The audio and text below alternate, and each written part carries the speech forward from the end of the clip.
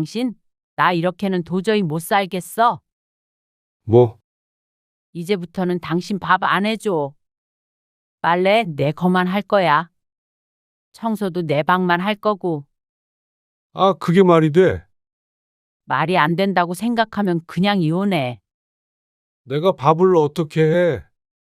이 나이에 아내 잃고 고독사 하기 싫으면 밥 해야지 어쩌겠어. 뭐야? 진짜 당신만 먹는 거야? 그래. 당신도 배고프면 차려 먹어. 너무한 거 아니야?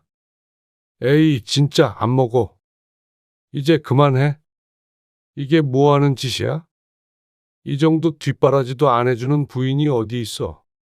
당신은 부인이 아니라 엄마가 필요해 보이는데. 엄마가 필요하면 이제라도 안 늦었으니까 어머님한테 가. 뭐, 밥이라도 좀 차려줘. 내가 어디서 봤는데 침팬지도 자기 먹을 건 알아서 차려 먹는다고 하더라. 오늘 이야기 속 주인공은 62세 염경화 씨입니다. 그리고 그녀의 남편에 관한 이야기이죠. 염 씨는 환갑이 넘어서 90을 바라보는 시어머니에게 전화를 넣고 싶어 망설였습니다. 당신 아들 좀 다시 데려가시라고 말이죠. 30년 넘게 같이 산 내 남편이지만 어떻게 이런 남자가 있는지 몰랐습니다. 스스로 할 줄 아는 게 아무것도 없는데 여태 직장 생활을 한 것도 용했습니다. 밥도 혼자 챙겨 먹지를 못하고 세탁기 돌리는 방법, 빨래 넣는 법, 식기세척기 작동 방법 아는 게 하나도 없었습니다. 염씨라고 남편을 시키기 위해 노력을 안 했던 것이 아닌데 결국 살면서 포기를 하고 말았던 것들이었습니다. 하지만 나이 들고 내 몸이 힘드니 더 이상은 두 사람 몫의 집안일을 하고 싶지 않았습니다. 이 나이까지 맞벌이를 했는데 왜 밥하는 것은 늘 염씨의 일인지 몰랐습니다. 염씨가 없으면 몇 날 며칠 냉장고 문을 한번 열어보지 않는 남편. 이제는 지긋지긋했습니다. 앞으로 이 짓을 수십 년 더 해야 된다고 생각하면 벌써부터 질리는 기분이었습니다. 그래서 수십 년 참아온 울분을 터뜨리고 말았습니다. 염 씨는 20대 중후반에 남편과 결혼했습니다. 그리고 아들 둘을 낳았습니다. 여유롭게 시작한 결혼 생활이 아니라 신혼 때부터 쭉 맞벌이를 했는데 일하며 연년생 아들 둘을 키우기란 쉽지 않은 일이었습니다. 그래도 어찌저찌 키워 모두 독립시켰죠. 남편은 최근에 은퇴를 했고 염 씨는 그보다 몇 해 더 전에 퇴직을 해서 친언니가 운영하는 식당에서 낮 동안에 일을 하고 있었습니다. 5, 6년 정도 되었습니다. 월급도 받고 스트레스도 덜 받는 일이라 더 나이 들 때까지는 할 생각이었습니다. 염 씨는 50대까지 회사에 다니며 고생을 많이 했습니다. 회사 일보다도 그 외적인 일 때문이었습니다. 염 씨의 회사가 남편보다 1시간가량 퇴근이 빨랐는데 그 1시간 때문에 거진 20년 동안 힘들어야 했습니다. 여보, 나왔어. 왔어? 힘들어 죽겠다. 밥은? 차리고 있어. 여태 뭐 했어? 얼른 차려줘. 배고프다. 회사에서 점심을 부실하게 먹었더니. 나도 도착한 지 얼마 안 됐어. 그래도 1시간 전에는 왔을 거 아니야. 집이 어수선해서 좀 치웠지. 밥부터 하지. 씻고 올게. 그놈의 1시간이 문제였습니다.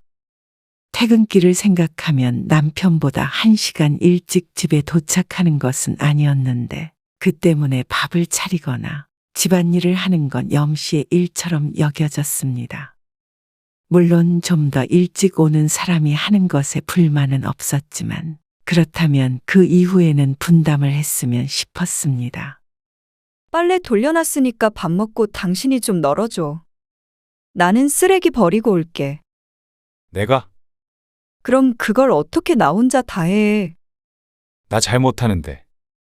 빨래 넣는데 못하는 게 어디 있어. 그냥 걸면 되는데. 염 씨의 말에 남편이 인상을 찡그렸습니다. 결혼하고 한 집에서 산 지 얼마 되지 않았을 때의 일이었습니다. 그건 솔직히 여자가 해야 하는 일 아닌가 싶다. 뭐? 왜? 우리 집은 그래. 다른 집도 그러잖아. 당시엔 그런 가정이 많긴 했습니다. 지금과는 분위기가 또 달랐죠. 하지만 염 씨는 남편과 똑같이 돈을 벌어오고 있었습니다. 그래서 당연히 같이 해야 한다고 생각하고 결혼했던 것 같습니다. 남편의 생각과는 다르게 말이죠. 남편은 일을 하든 안 하든 중요한 것이 아니고 집안일은 여자가 해야 한다고 생각했습니다. 그리고 그건 시집 식구들, 특히 시어머니를 겪어보니 이유를 알 수 있었습니다.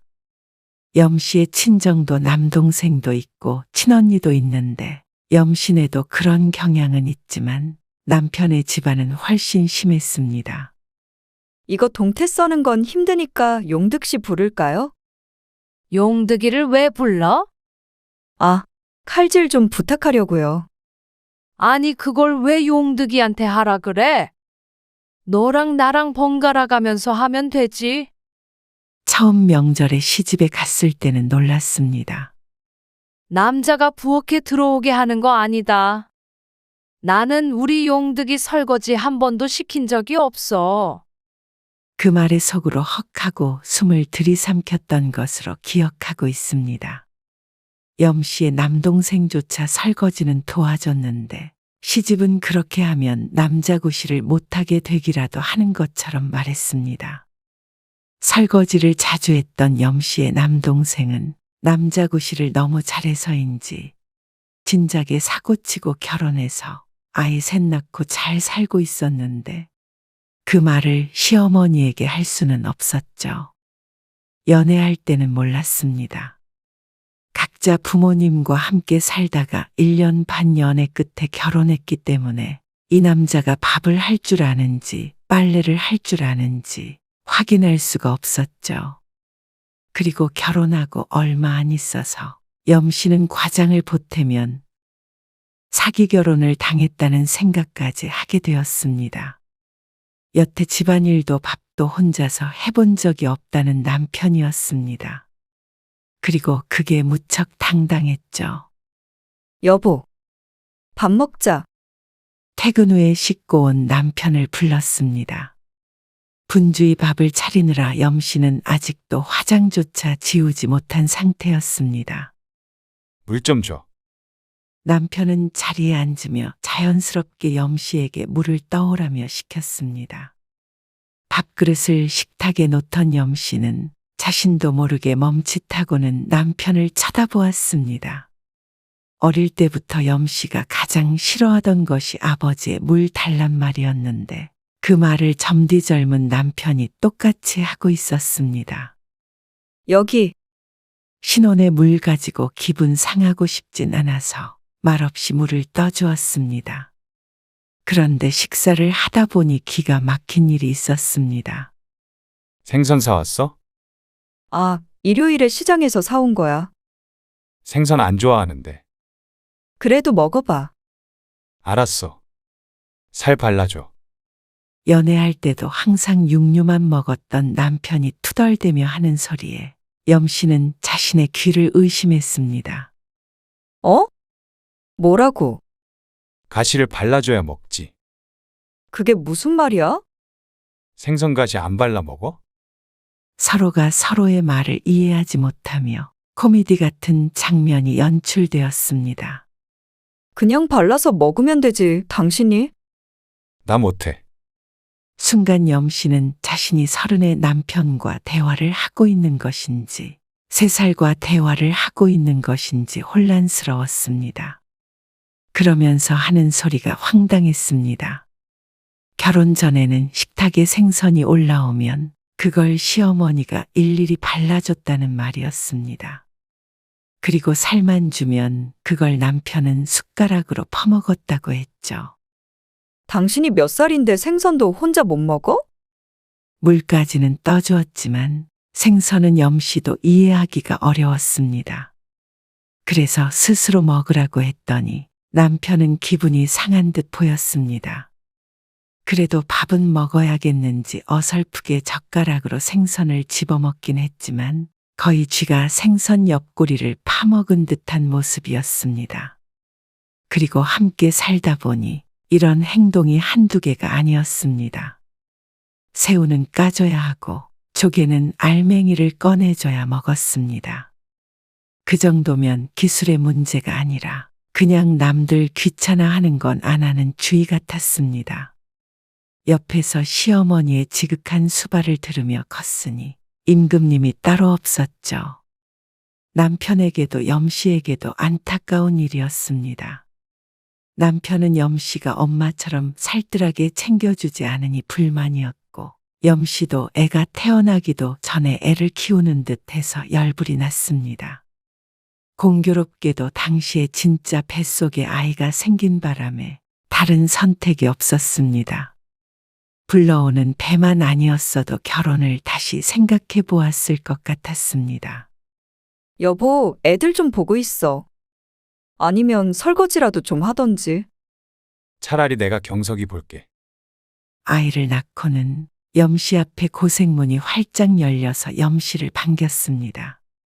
아이를 낳고도 염씨는 일을 계속했습니다.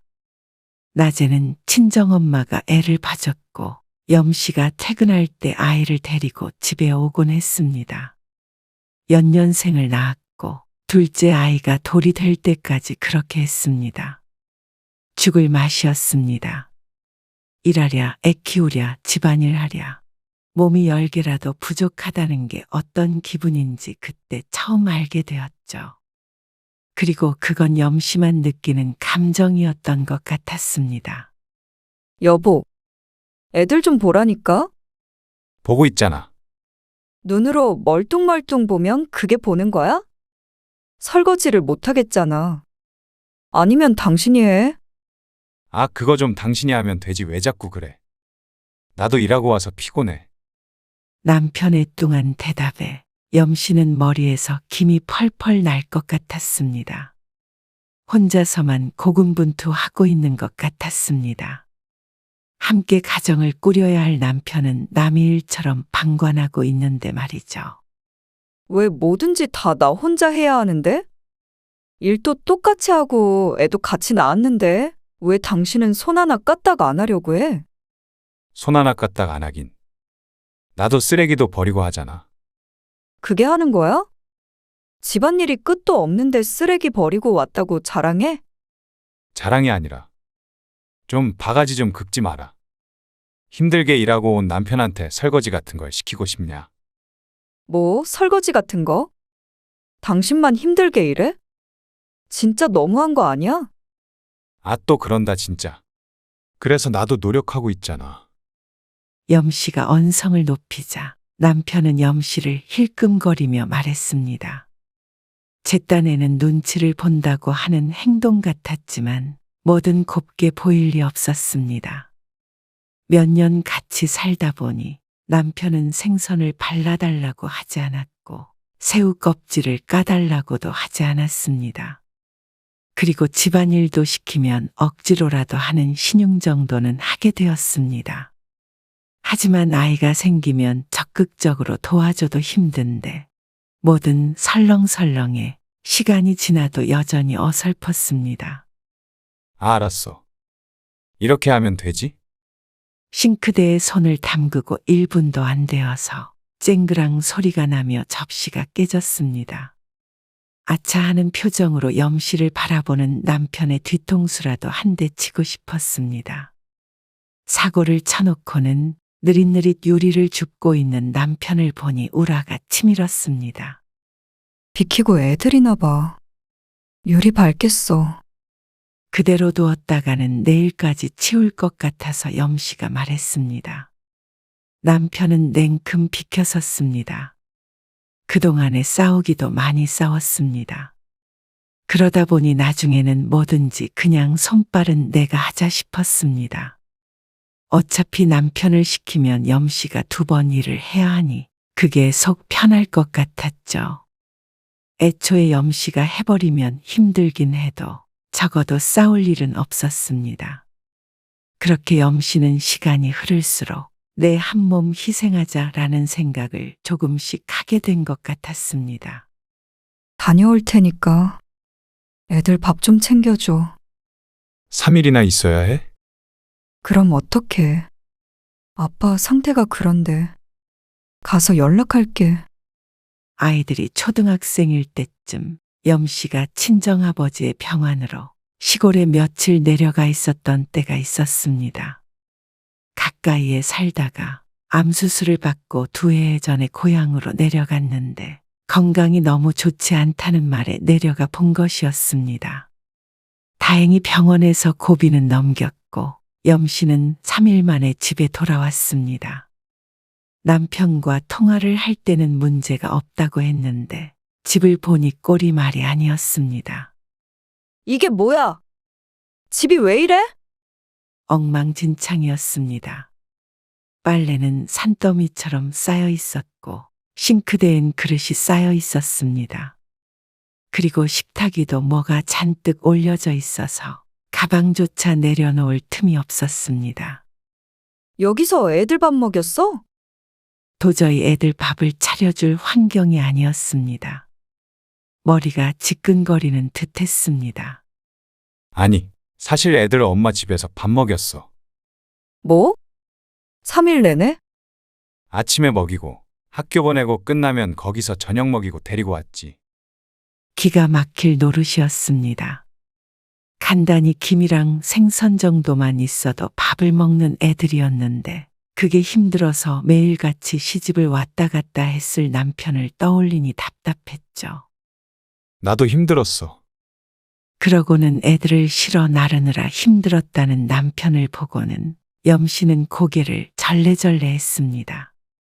아니, 빨래도 한 번은 돌릴 수 있었잖아. 당신 금방 오는데 뭘. 속 시끄러운 소리만 내뱉는 남편을 한심하게 쳐다본 뒤 염씨는 바지런을 떨었습니다. 도저히 집골이 애 키우는 집이 아닌 듯 했습니다. 아이고, 얼른이 죽지. 그게 실수였죠. 사람이 사람을 바꾸기란 쉽지 않았습니다. 아이를 키워보니 아이들은 흰 도화지였습니다. 거기에 염씨가 무언가 그려볼 여지가 있었는데 반면에 남편이란 사람은 이미 까만 도화지라 염씨가 아무리 칠해도 여전히 까말 뿐이었습니다. 남자는 군대를 다녀오면 웬만한 건 다 할 줄 안다던데 그게 모두에게 적용되는 말은 아닌 듯 했습니다. 아니면 남편이 군대에 다녀왔다는 게 거짓말이거나 일부러 그러는 거라고밖에 생각할 수가 없었습니다. 얼른이 죽지라는 생각에 그리고 가정평화를 위해 염씨가 2번, 3번 움직이는 수밖에 없었습니다. 그러니 자연히 남편은 더욱 덜 움직이게 되고 딱 돈만 벌어왔죠. 그래도 그나마 많이 바뀐 것이 이것이었습니다. 염씨는 나이 들어 자식들 키우는 것만 끝이 나도 어느 정도 숨을 돌릴 수 있을 거라고 생각했습니다. 그래서 아무리 힘들어도 그때만 바라보며 견뎠습니다. 그래서 열심히 일해서 자식들 교육시켰고 그 와중에 착실히 돈도 모아서 이사도 했습니다. 둘이 버니 먹고 살만은 해졌지만 그렇게 세월이 흐르자 참 인생이 허무하다는 생각을 많이 하게 되었습니다. 50대 후반부터는 그게 심해져서 병원이라도 가봐야 하나 싶을 정도였죠. 그리고 몇 년 전이었습니다. 어디가? 골프. 영석 씨랑? 영석이랑 동기랑 아무튼 여럿이서. 당신은 집에 있어. 이따가 냉장고 고치러 온대. 알았어. 나갔다 올게. 늦을지도 몰라. 소파에 앉아서 빨래를 정리하고 있는 염씨를 보며 남편은 손을 흔들었습니다. 현관문 닫히는 소리를 들으며 염씨는 손에서 빨래를 내려놓고 한숨을 쉬었습니다. TV를 이리저리 틀어보아도 염씨의 관심을 끌지는 못했습니다.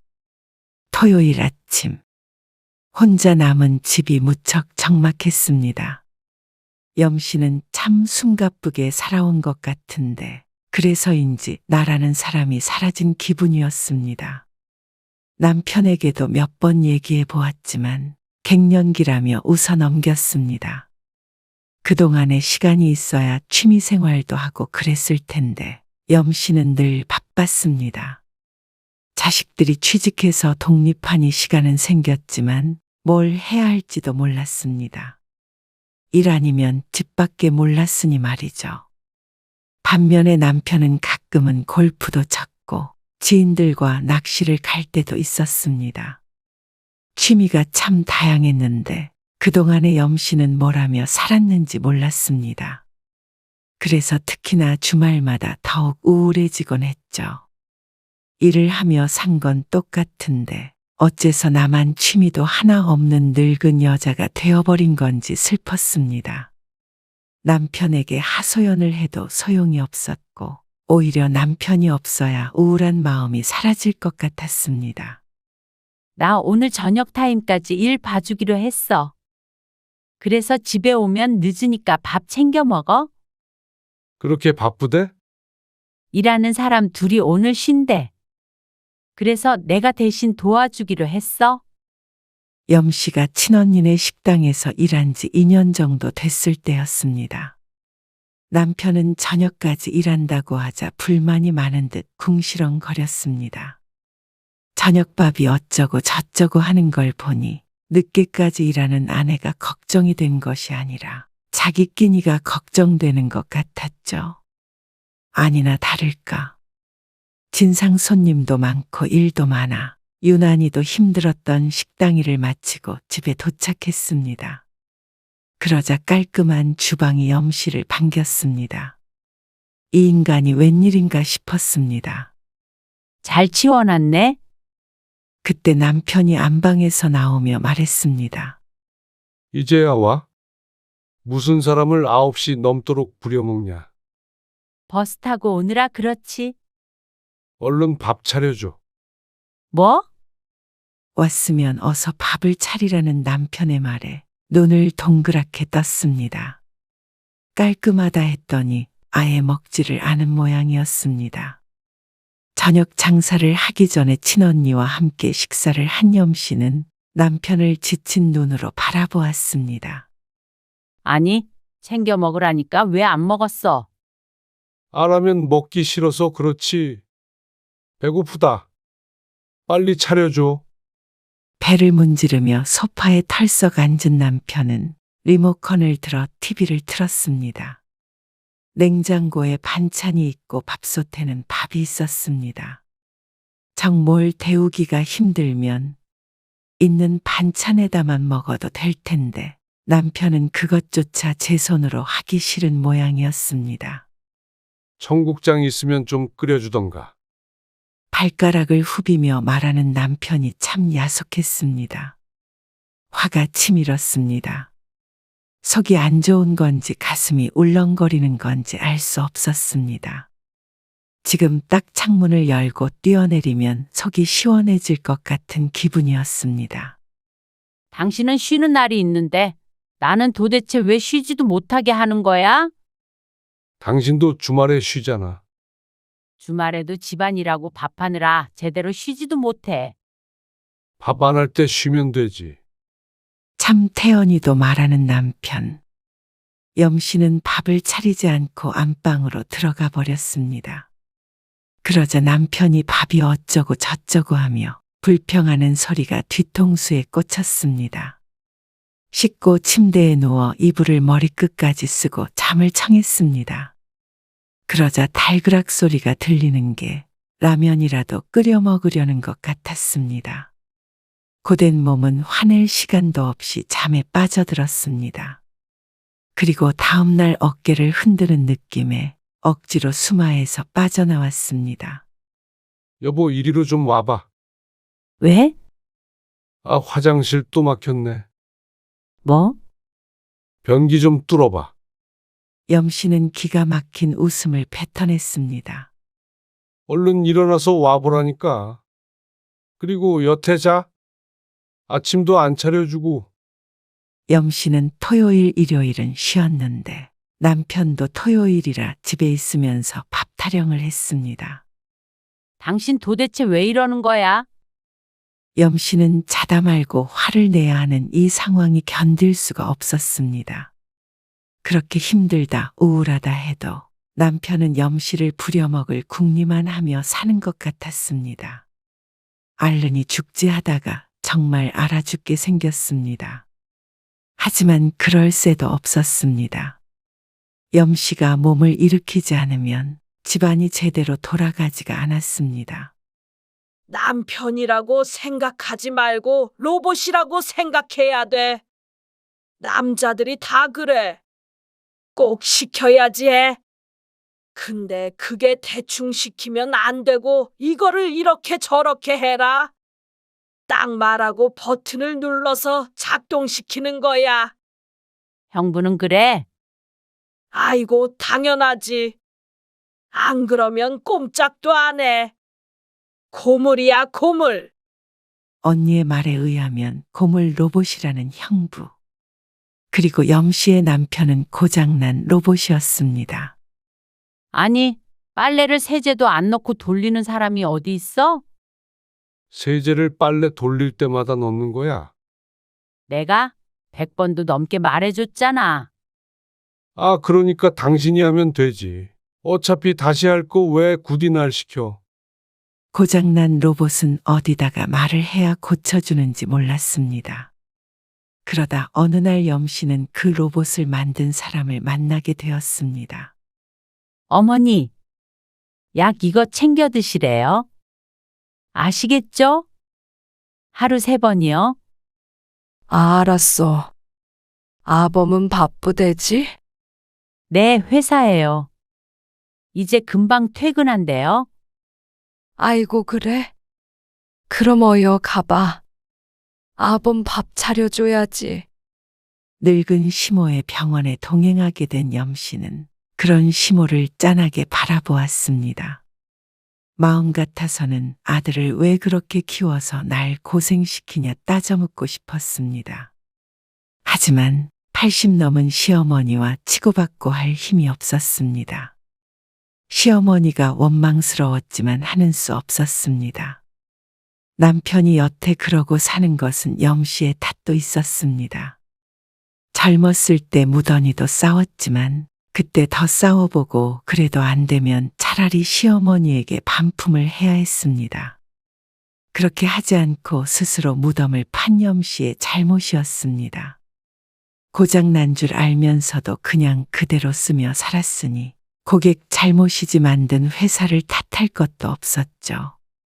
그러다 반년 전이었습니다.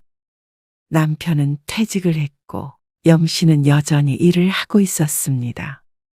다만 건강상의 이유로 일하는 시간을 대폭 조정했습니다. 염씨가 크게 아팠던 적이 있었습니다. 그래서 병원에 일주일간 입원을 해야 했죠. 며느리한테 좀 부탁해야 하나? 뭘? 아, 내 밥. 그 말에 염씨는 경악을 했습니다. 아내가 입원한 병실에 서서 한다는 소리가 며느리에게 밥 좀 부탁할까였습니다. 혹시라도 정말로 연락해서 망신을 줄까봐 염씨가 정색을 하며 말했습니다. 혹시라도 그랬다가는 나 죽고 당신 죽고 하는 거야. 알았어? 차라리 일주일 동안 라면을 끓여 먹어. 절대 수경이한테 전화하지 말고. 뭘 죽기까지 하냐? 아이, 무슨 입원을 일주일이나 해. 그러게 운동 좀 해. 맨날 골골대지 말고. 남편의 말에 대꾸조차 하기 싫었습니다. 염씨는 자세를 고쳐 벽을 보고 누웠습니다. 그러자 남편이 내일 다시 오겠다며 나갔습니다. 그리고 남편은 매일같이 병문안을 오긴 했습니다. 별일 없지? 별일이 뭐가 있어? 아무 일도 없지. 혹시 수경이한테 연락한 건 아니지? 아, 안 했어. 냉장고에 반찬 있어. 알지? 알아. 내가 알아서 할 테니까 걱정 말어. 그냥 신경을 끊자 싶었습니다. 내 한 몸도 챙기기 힘든데 남편 밥 먹는 것까지 신경 쓰고 싶지 않았습니다. 다만 혹시나 며느리한테 엉뚱한 부탁이라도 할까봐 무서워 확인한 것 뿐이었습니다. 일주일간 입원해 있던 염 씨는 남편의 차를 타고 집으로 돌아왔습니다. 집이 좀 지저분하긴 해. 그래도 좀 치웠어. 차 안에서 남편이 하는 소리를 들으니 두려움이 엄습했습니다. 그리고 도착한 집을 보고는 염 씨의 머릿속에 육두문자와 함께 이혼이란 두 글자가 떠올랐습니다. 싱크대에 설거지는 쌓여있다 못해 썩은 물이 고여서 냄새가 진동했습니다. 그리고 여기저기 음식물이 있는 일회용 용기가 쌓여 있었습니다. 급하게 치운 듯 한 곳에 몰려 있었습니다. 이게 뭐야? 아니, 밥 좀 챙겨 먹느라고. 배달시켜 먹었어? 일주일 내내 아들들에게 부탁을 해서 삼시세끼를 전부 배달시켜 먹었다는 남편. 덜어먹느라고 쓴 그릇들은 일주일 동안 설거지를 하지 않아서 싱크대에 탑을 쌓고 있었습니다. 한 번도 쓰레기를 버린 적이 없으니 날파리가 염 씨를 놀리듯 눈앞으로 지나갔습니다. 남편이 민망한 듯 뒤통수를 만지는 것을 보니까 잘못되었다는 건 아는 모양이었습니다. 초등학생만 두고 갔다 왔어도 집이 이것보다는 양호할 것 같았습니다. 진짜 너무한 거 아니야? 어떻게 집고를 이렇게 만들어놔? 냉장고를 열어보니 반찬이 그대로였습니다. 정말로 단 한 끼도 자기 손으로 차려 먹지 않은 것 같았습니다. 그리고 세탁기 사용법, 식기세척기 사용법 등은 종이에 1, 2, 3, 4 숫자까지 적어가며 상세하게 알려주고 입원을 했는데 그 종이는 뭐에 썼는지 물에 젖어서 글씨가 보이지도 않았고 바닥에 나뒹굴어져 있었습니다. 한 번도 안 본 것이 분명했죠. 머릿속이 하얗게 변하는 것 같았습니다. 열이 받았다는 말로는 표현이 되지 않았습니다. 퇴원을 했지만 입원했을 때보다도 아픈 것 같았습니다. 몸도 아프고 정신도 아프고 인생에 대한, 결혼 생활에 대한 회의감이 들었습니다. 퇴직 후에 좋다고 놀러 다니는 남편. 들어와서는 일하고 온 아내에게 밥을 차려달라는 남편. 하나하나 일러주지 않으면 손 하나 까딱 안 하는 남편. 일러줘도 제대로 하지도 못하는, 아니 안 하는 남편. 이런 남편의 뒷바라지를 앞으로 20년은 더 할 생각을 하니 누군가 목덜미를 콱 틀어진 것 같았습니다. 자꾸만 우울한 이유도 발앓은 남편 때문인 것 같았습니다. 남들은 남편 퇴직하면 같이 여행도 다니고 알콩달콩 사는데 왜 나만 이런가 싶으니 자꾸만 마음이 힘든 것이었습니다. 당신 나 이렇게는 도저히 못 살겠어. 뭐, 부들부들 떨며 하는 말에 남편이 심각하게 되물었습니다. 혹시나 염 씨의 입에서 갈라서자는 말이 나올까봐 무서운 모양이었습니다. 이제 당신이랑 나랑은 부부 아니야? 그냥 룸메이트야. 뭐야, 그게 무슨 말이야. 당신 이제 작은 방 쓰고 거실 화장실 당신이 써. 나는 안방이랑 안방 화장실 쓸게. 거실이랑 부엌은 공유하고 집안일은 자기 거는 자기가 각자 하면서 살자. 남편은 이혼이 아니라 안심한 듯 했지만 황당한 표정으로 염 씨를 바라보았습니다. 이제부터는 당신 밥 안 해줘. 빨래? 내 거만 할 거야. 청소도 내 방만 할 거고. 아, 그게 말이 돼.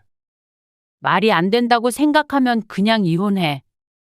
내가 밥을 어떻게 해? 아내 잃고 고독사 하기 싫으면 밥 해야지 어쩌겠어.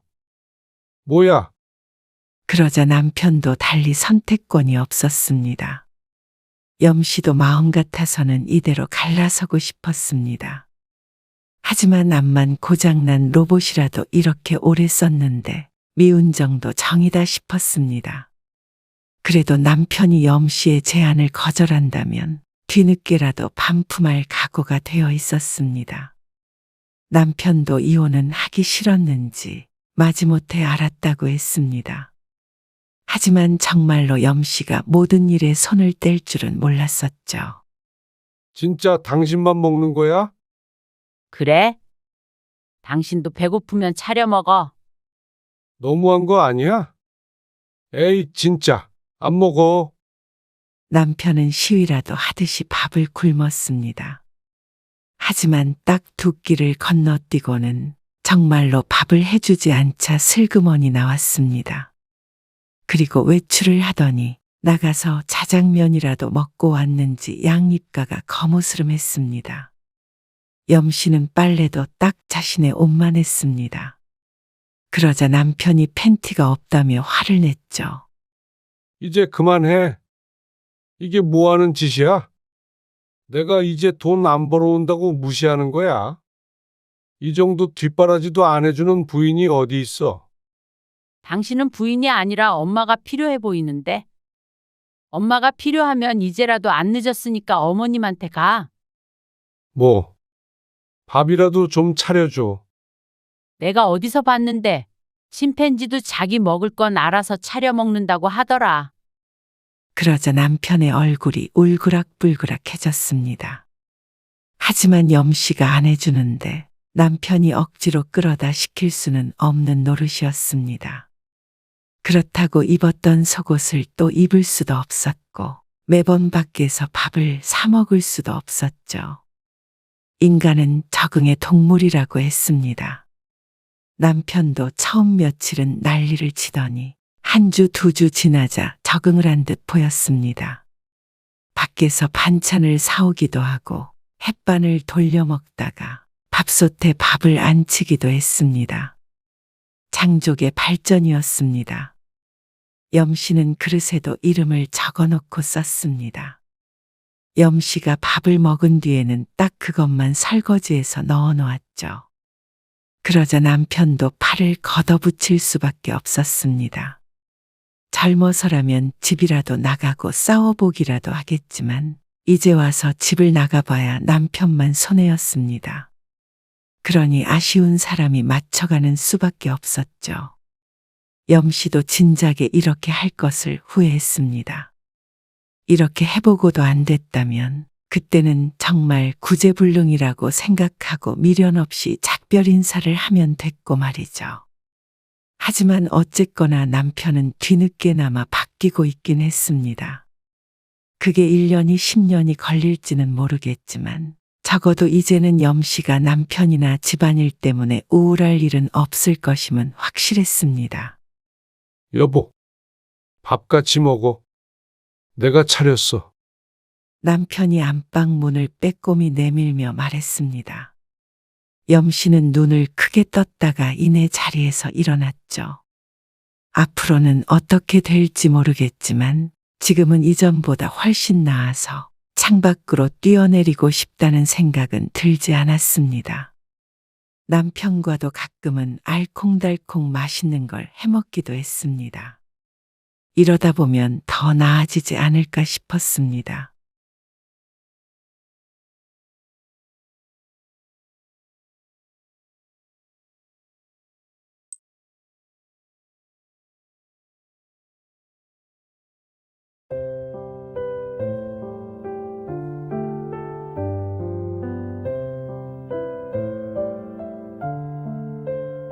희수한테 메시지 왔어. 뭐? 내가 한 말에는 답장을 안 하고? 뭐래? 내 메시지 봤대? 아니, 애기 맡긴다고. 뭐? 잠깐 전화 들어온다. 여보세요? 엄마. 내 카톡 봤어? 그러는 너는 아빠가 보낸 카톡 봤어? 봤지. 근데 내가 급해가지고. 근데 엄마한테 카톡할 시간은 있고 아빠한테 대답할 시간은 없었어? 그게 아니라 약속이 급하게 잡혀서 애기 좀 맡겨야 해서. 오늘 이야기 속 주인공은 60세 강미양 씨입니다. 그리고 그녀의 자식들에 관한 이야기이죠. 강 씨는 자식들의 이기적인 태도가 지긋지긋했습니다. 휴대폰은 손에서 놓질 않으면서 바쁘다는 핑계로 부모의 연락은 쉽게 무시하는 자식들. 그리고 며느리와 사위. 늘 그랬다면 그저 서운하기만 하고 말았을 텐데 자신들이 필요할 때는 그보다 빠르게 답장을 할 수가 없었습니다. 오히려 빨리 대답하라며 닥달하기까지 어처구니가 없었죠. 강 씨에게 아무리 중요한 일이 있어도 자신들이 귀찮으면 하루가 지나고 이틀이 지나도 답장이 없는 자식들에게 강 씨 부부도 화가 났습니다. 존중받지 못하고 무시를 당하고 있는 것 같았습니다. 사람이 아무리 바빠도 메시지 보낼 시간은 1분이면 충분한데 말이죠. 연락한 사람의 애가 타서 사라질 때까지 골탕이라도 먹이는 것 같았습니다. 자기들끼리는 늘 연락을 주고받으면서 유독 부모에게만 무신경했습니다. 부모는 그래도 무조건 이해할 거라고 생각하는 자식들에게 실망했습니다. 그래서 강 씨도 이제는 똑같이 해주기로 결심했습니다. 강 씨가 예민하다고 말하는 자식들도 한번 느껴보라고 말이죠. 강 씨 부부는 아들 하나, 딸 하나가 있었습니다. 아들, 딸은 직장을 다니면서 따로 독립을 했습니다. 20대 중반부터는 강 씨의 품을 떠났죠. 하지만 그래도 가까이 살기 때문에 마음만 먹으면 언제든지 볼 수는 있었습니다. 아들, 딸 일이 바빠서 그렇지 거리는 문제가 되지 않았습니다. 이번 주 주말에 혹시 시간 안 돼? 아빠가 다 같이 밥 한번 먹자고 그러시네. 아, 주말에 약속이 있어서요. 그래? 주말마다 바쁘네. 네. 아마 희수도 남자친구 만난다고 한 것 같았는데 걔도 시간 안 될걸요?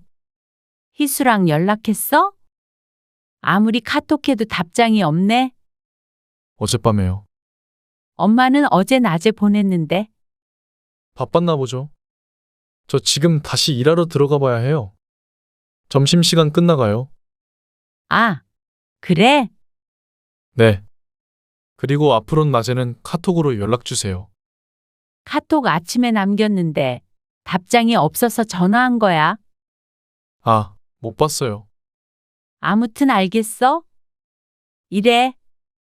네. 나중에 연락드릴게요. 강 씨는 아들과 통화를 마치고 휴대폰을 내려놓았습니다.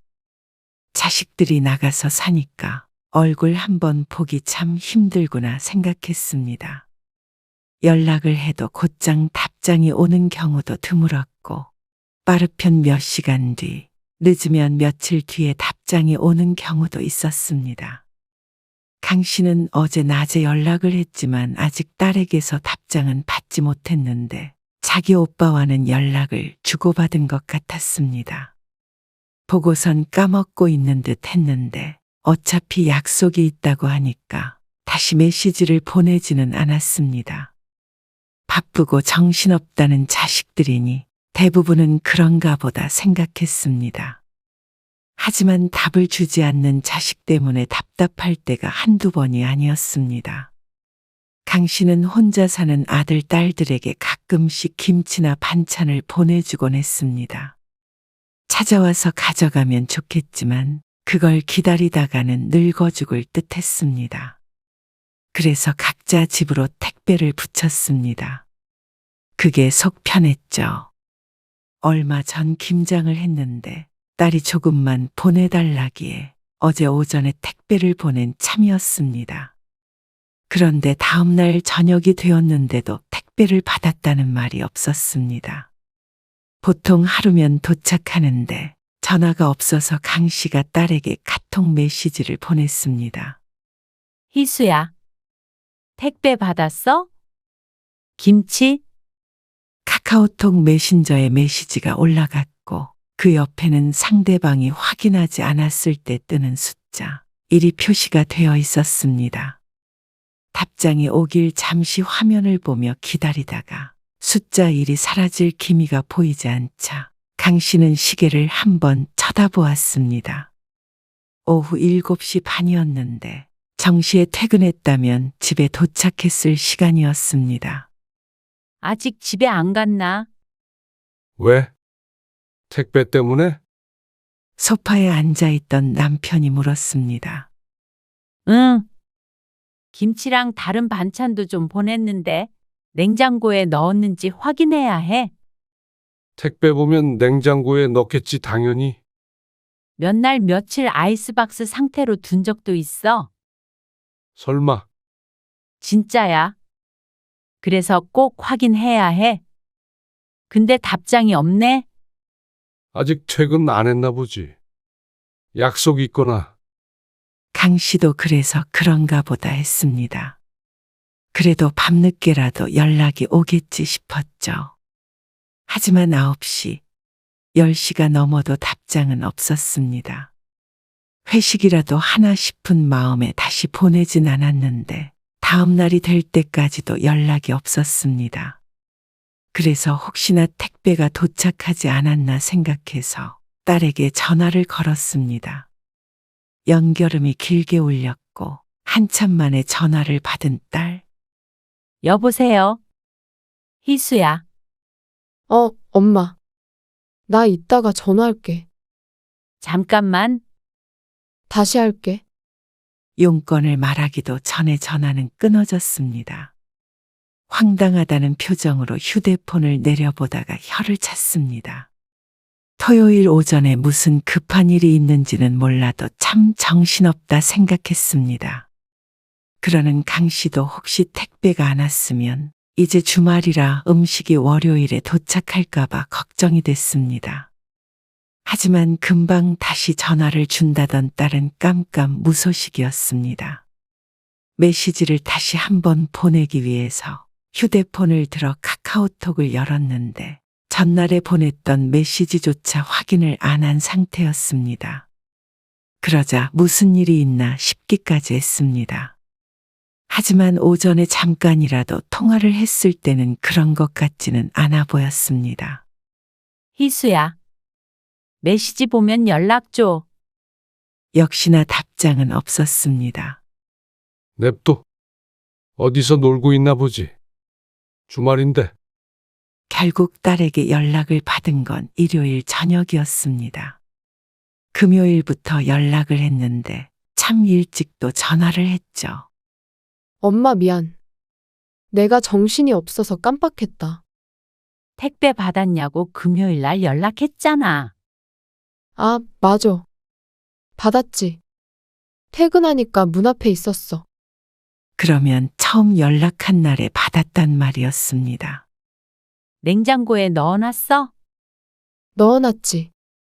근데 왜 답장을 안 준 거야? 안아중에 해야지 했는데 까먹은 거야. 딸의 대답에 강 씨는 한숨을 내쉬었습니다. 어쨌거나 택배도 잘 받았고 냉장고에도 넣어놨다고 하니 용건은 끝이었습니다. 틀어진 일은 없었지만 이틀 동안 강 씨만 답답했을 뿐이었습니다. 알았어. 답장 좀 제깍제깍해? 응, 하나만 보내면 되잖아. 아이고, 알았어. 딸은 귀찮다는 듯이 대답하고 전화를 끊었습니다. 끊고 나서 다시 딸과의 대화를 보니 메시지 옆에 떠 있는 숫자 1은 여전히 그대로였습니다. 아직까지도 메시지를 읽지 않았다는 뜻이었습니다. 답장을 하려고 했다는 걸 보니 연락이 왔다는 건 알고 있었던 것 같은데 끝까지 메시지를 눌러서 확인하지 않은 모양이었습니다. 그런 딸이 이해가 가지 않았습니다. 누군가에게서 연락이 오면 일단은 보고 필요한 일이라면 답장을 하는 게 상식적이라고 생각했는데 무슨 이유에서인지 딸은 그러지 않았죠. 바쁘긴 강 씨도 마찬가지였습니다. 김치를 해서 택배를 보내는 것도 다 시간을 내는 거고 메시지를 보내는 것도 1분이든 2분이든 내 시간을 쓰는 것이었는데 말이죠. 딸에게 물으면 자신은 원래 메시지 확인을 잘 안 한다고 했습니다. 강 씨의 연락뿐만이 아니라 다른 사람들의 메시지도 나중에 답장을 한다고 말이죠. 그래서 별게 다 귀찮다 싶었는데 딸만 그런 것이 아니었습니다. 아들도 딸보다는 조금 나은 정도였고 결혼한 며느리도 마찬가지였습니다. 그런 걸 보면 요즘 젊은 사람들의 특징인 것 같기도 했습니다. 여보, 답장 왔다? 강 씨가 보낸 생일 축하한다는 메시지에도 답장이 없던 며느리. 분명히 메시지는 아침에 보냈는데 답장은 저녁 늦게 도착했습니다. 감사합니다. 내 글자를 받는 데까지 한참 걸렸습니다. 딸도 그렇기에 며느리도 휴대폰 확인을 잘 안 하나 싶었습니다. 그런데 2달쯤 뒤 명절에 보니까 그렇지도 않았습니다. 선영이는? 방에 있어요. 저녁 먹어야지. 잠깐만요. 저녁을 먹으려고 며느리를 부르러 방에 들어간 아들이 오지 않자 강 씨가 작은 방으로 향했습니다. 문이 열려 있었고 며느리도 아들도 침대에 걸터 앉아서 휴대폰을 들여다보고 있었습니다. 밥 먹자. 아, 네. 지금 나갈게요. 그제서야 엉덩이를 떼는 아들과 며느리. 나오면서도 여전히 손에는 휴대폰을 붙들고 있는 상태였습니다. 식탁에 앉아서도 말이죠. 이런 걸 보면 다들 똑같았습니다. 다음 날 아침에 오기로 되어 있는 딸도 이랬습니다. 이러니 강 씨가 서운한 것이었습니다. 핸드폰은 한시도 떨어뜨려 놓지도 않고 늘 들여다보고 있으면서도 답장도 제때제때 안 하는 요즘 젊은 사람들이 말이죠. 그러던 어느 날이었습니다. 며느리에게 메시지를 보냈는데 답장을 못 받았다는 남편. 뭐라고 보냈는지 아침 내내 썼다 지웠다를 반복하더니 한참 만에 보낸 메시지였습니다. 그 모습을 보고는 강 씨가 고개를 저으며 웃었던 것이 벌써 몇 시간 전이었습니다. 바쁜가 보지. 어딘가 익숙한 광경이었습니다. 보통 강 씨가 자식들에게 전화를 걸고 답이 없다고 말하면 옆에서 남편이 바쁜가 보지 하고 말했었는데 이제는 반대가 된 것 같았습니다. 워낙 매질을 잘 안 보내는 남편인데 그래도 며느리에게 연락을 하고 싶었던 것 같았습니다. 그래서 결혼한 지 1년 정도 되었는데 남편은 처음으로 메시지를 보내보았죠. 물론 용건은 있었습니다. 남편이 아들에게 결혼 전에 주었던 차를 며느리가 사용하고 있었는데 자동차 등록증 사진이 필요한 모양이었습니다. 그래서 며느리에게 사진을 요청할 겸 안부 인사도 했는데 그걸 보내고 나서는 종일 휴대폰만 확인하고 있었습니다. 곧 답장을 주겠지? 여기 일이 있으면 안 읽은 거라고 그랬지? 맞아. 아직 못 봤나 보네. 근데 종수한테 물어보지 왜 선영이한테 했어? 부담스럽게? 시아버지 연락을 받은 며느리가 불편할까봐 물었더니 남편이 대답했습니다. 그 생각은 못했지. 나도 보내고 나서 생각이 나긴 했는데. 그래도 차를 선영이가 탄다며. 안부도 묻고 하면 좋지 뭐.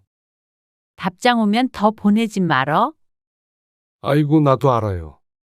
그런데 한참 있다가 남편이 또 물었습니다. 여보, 이거 일이 없으면 본 거라고 그랬나 안 본 거라고 그랬나? 일이 없으면 읽은 거라니까? 어라. 그러면 읽었는데. 그러면서 남편이 휴대폰 화면을 보여주는데 며느리가 카카오톡 내용을 확인한 듯 했습니다. 그럼 답장 오겠네. 아까부터 이 상태인데. 아이고, 들여다보고 있지 말어. 희수 생각해봐. 며칠 뒤에 답장 오지? 말은 그렇게 했어도 시부모 연락에 답장을 하지 않을 거란 생각은 못했습니다. 그런데 또 몇 시간이 지나도 남편은 며느리로부터 답장을 받지 못했습니다. 읽었는데도 답을 안 주는 며느리 때문에 남편은 의아한 눈치였습니다. 사진만 찍어서 보내주면 되는데 무슨 며칠 뒤에 답장을 해. 생각을 하고 답변을 줘야 하는 것이 아닌데 왜 답장이 없나 싶은 것 같았습니다. 강 씨도 그 생각에 동의했습니다. 자식들에게 강하게 말을 안 했다 뿐이지 몇 번 언급한 적도 있었지만 고쳐지지는 않았습니다. 남편이 참다 못해 메시지를 하나 더 보냈습니다.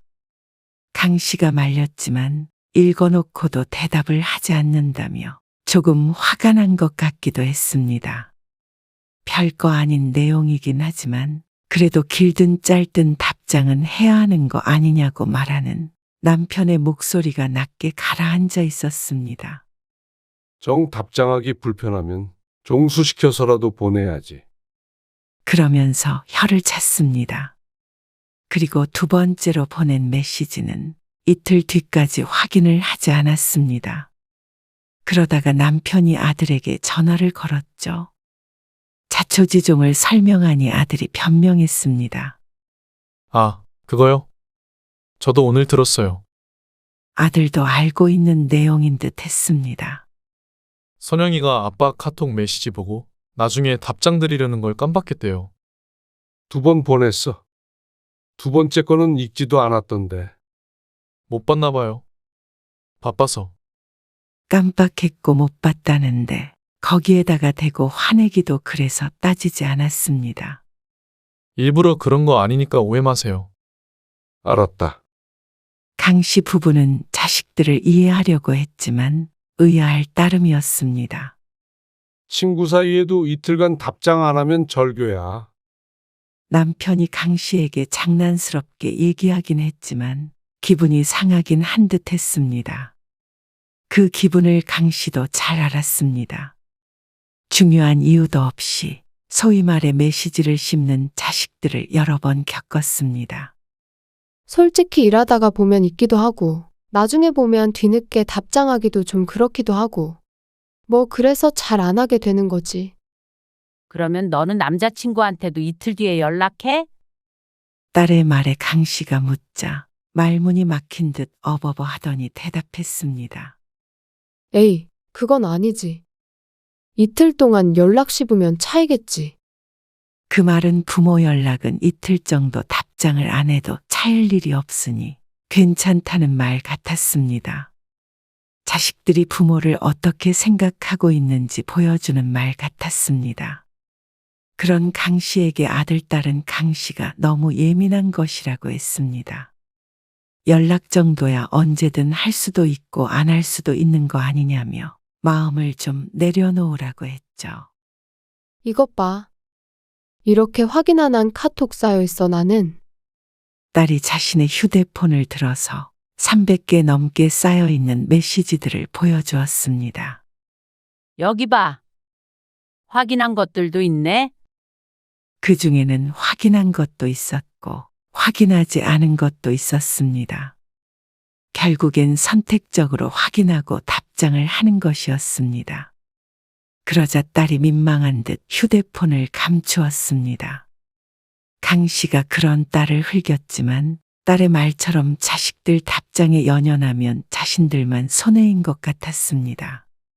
그러니 좀 내려놓고 살아야겠다 싶었죠. 그러다 딸도 결혼을 했고 곧 아이를 낳았습니다. 아들네와 불과 한 달 차이로 말이죠. 그러니까 아이러니하게도 자식들의 연락이 잦아졌습니다. 아, 여보 핸드폰 아까부터 울리는데 메시지 온 거 아니야? 잠깐 나 그거 확인할 정신 아니야. 뭐 급한 일인가 본데. 아이 참 정신 사납네. 강 씨는 운전을 하다 말고 차를 잠시 세우고 휴대폰을 꺼냈습니다. 그러자 카톡 하며 계속해서 메시지 들어오는 소리가 들렸죠. 희수가 카톡 보냈네. 10몇 개를 연달아 보낸 듯한 딸. 강 씨가 메시지를 읽어보려고 하자 그새를 못 참고 딸이 전화를 걸었습니다. 엄마, 왜 이렇게 답장이 없어? 딸은 여보세요 하기도 전에 강 씨에게 핀잔을 주었습니다. 왜 그래? 엄마 지금 운전 중이야. 그래서 못 봤어. 아, 밖이야? 나 애기 좀 맡기려고 했는데. 집에 들어가고 있는데 오늘은 좀 바쁜데. 잠깐만 뒤에 차 온다. 이따가 연락할게. 강 씨가 얼른 전화를 끊고 다시 차를 출발시켰습니다. 그리고 10분쯤 뒤에 집에 도착해서 딸에게 메시지를 보냈습니다. 오늘은 바빠서 못 봐준다고 말이죠.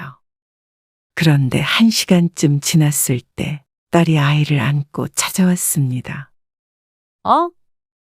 엄마 오늘 안 된다고 했잖아. 내일 할머니 댁 가는데 음식 좀 준비해서 가야 한단 말이야.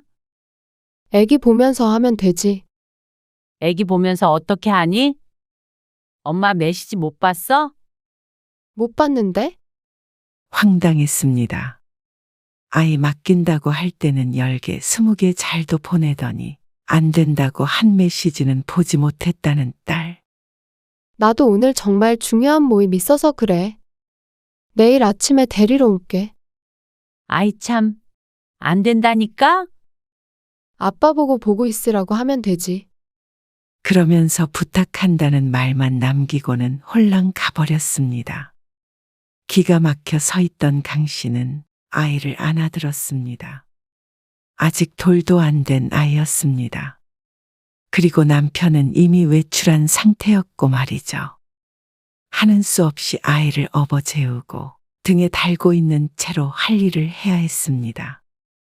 허리가 반동강 나는 것만 같았죠. 그리고 아주 똑같은 행동을 아들네도 했습니다. 아들에게 용건이 있어 휴대폰을 켰습니다. 그리고 카카오톡을 눌러보자 일주일 전에 아들에게 보냈던 메시지 옆에 여전히 숫자 1이 떠 있었습니다. 뭐 하면서 살면 일주일 동안 메시지를 확인도 안 한 것인지 몰랐습니다. 크게 긴박한 용건은 아니었어서 다시 전화하거나 하진 않았지만 아들도 강 씨의 메시지를 중요하게 생각하지 않는 것 같아서 입안은 썼습니다. 강 씨가 한숨을 쉬며 메시지를 입력하고 있는데 지난번에 강 씨가 보낸 메시지 옆에 있던 숫자가 순간 사라졌습니다. 어? 아들도 메시지를 확인하고 있는 것 같았습니다. 쓰던 메시지를 지우고 다시 내용을 입력하고 있는데 아들이 빨랐습니다. 엄마, 내일 진아 좀 봐주세요. 짧지만 확실한 용건이었습니다. 메시지 봤냐고 물으려고 쓰던 내용을 또다시 지웠습니다. 그러자 그새를 못 참고 아들이 또 메시지를 보냈습니다. 읽으셨는데 왜 대답이 없으세요? 저 바빠요. 입력할 시간도 제대로 안 주고 강 씨를 닥달하는 아들 때문에 미간이 찡그려졌습니다. 어이가 없었습니다. 강 씨가 마지막으로 보냈었던 메시지는 이제라도 봤을 텐데 거기에 대한 답은 없었고 자기 용건만 말하는 아들. 왜 이렇게 이기적인가 싶었습니다. 누군가에게 휴대폰으로 쿠폰을 받았는데 그걸 어떻게 사용하는지 아들에게 물은 것이었습니다. 그걸 일주일이 지난 지금까지도 알려주지 않은 채 아이만 맡기려는 아들 때문에 어처구니가 없었습니다. 물어볼 곳이라고는 그래도 자식들 뿐인데 그런 자식들은 아주 자기 할 말만 하기 바빴습니다. 자신들 용건만 중요하고 부모가 보낸 용건은 무시해도 된다고 생각하는 것 같았습니다. 그렇게 생각하지 않으려고 해도 강 씨도 바보가 아닌 이상 기분이 나쁠 수밖에 없었습니다. 그러다가 1년 전 남편의 환갑 때 처음으로 가족 단체 채팅방이 생겼습니다.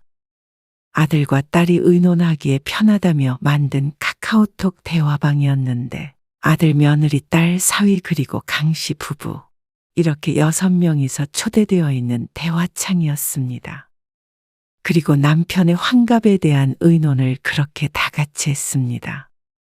그리고 그 뒤로는 가족 행사가 있거나 그럴 땐 여러 사람에게 연락 돌릴 것 없이 단체 채팅방에서 대화를 나눴죠. 세상 참 좋아졌다. 그러게 편하네. 그러던 어느 날 강 씨가 채팅방에 메시지를 보냈습니다. 아버지 췌장염 때문에 아파서 병원 갔다 왔다. 입원할 정도는 아니라서 수액을 맞고 왔는데 강 씨의 메시지에도 답장을 하는 사람이 없었습니다. 아니, 메시지를 읽는 사람이 없었습니다. 남편은 옆에 있으니 그렇다 쳐도 자식들은 딱 한 명 확인을 하고 답장은 하나도 없었습니다. 메시지를 보낸 시간을 보니 벌써 5시간쯤 흘러 있었습니다. 아무리 회사에 있다고 하더라도 확인을 하고도 남을 시간이었습니다. 그리고 잠들기 직전이 돼서야 하나 둘 답장을 했습니다. 그리고 비슷한 일은 많았습니다. 강 씨 부부가 뭘 물어보면 빠르면 몇 시간, 늦으면 날을 넘겨서 답장이 왔고 어쩔 때는 침묵만 흐를 때도 있었습니다. 그런데 자기들 용건이 있을 때는 빛보다 빨랐죠. 서로 대화도 어쩜 그렇게 빠르게 많이 나누던지 쫓아가기가 힘들 정도였습니다. 그러다가 몇 달 전이 강 씨의 환갑이었습니다. 그리고 환갑 한 달 전에 남편이 대화방에 메시지를 보냈습니다. 엄마 환갑 때 어디 놀러라도 갈까? 즉각 대답이 올 리가 없었습니다. 그러니 벼르고 있던 남편이 한마디 했습니다.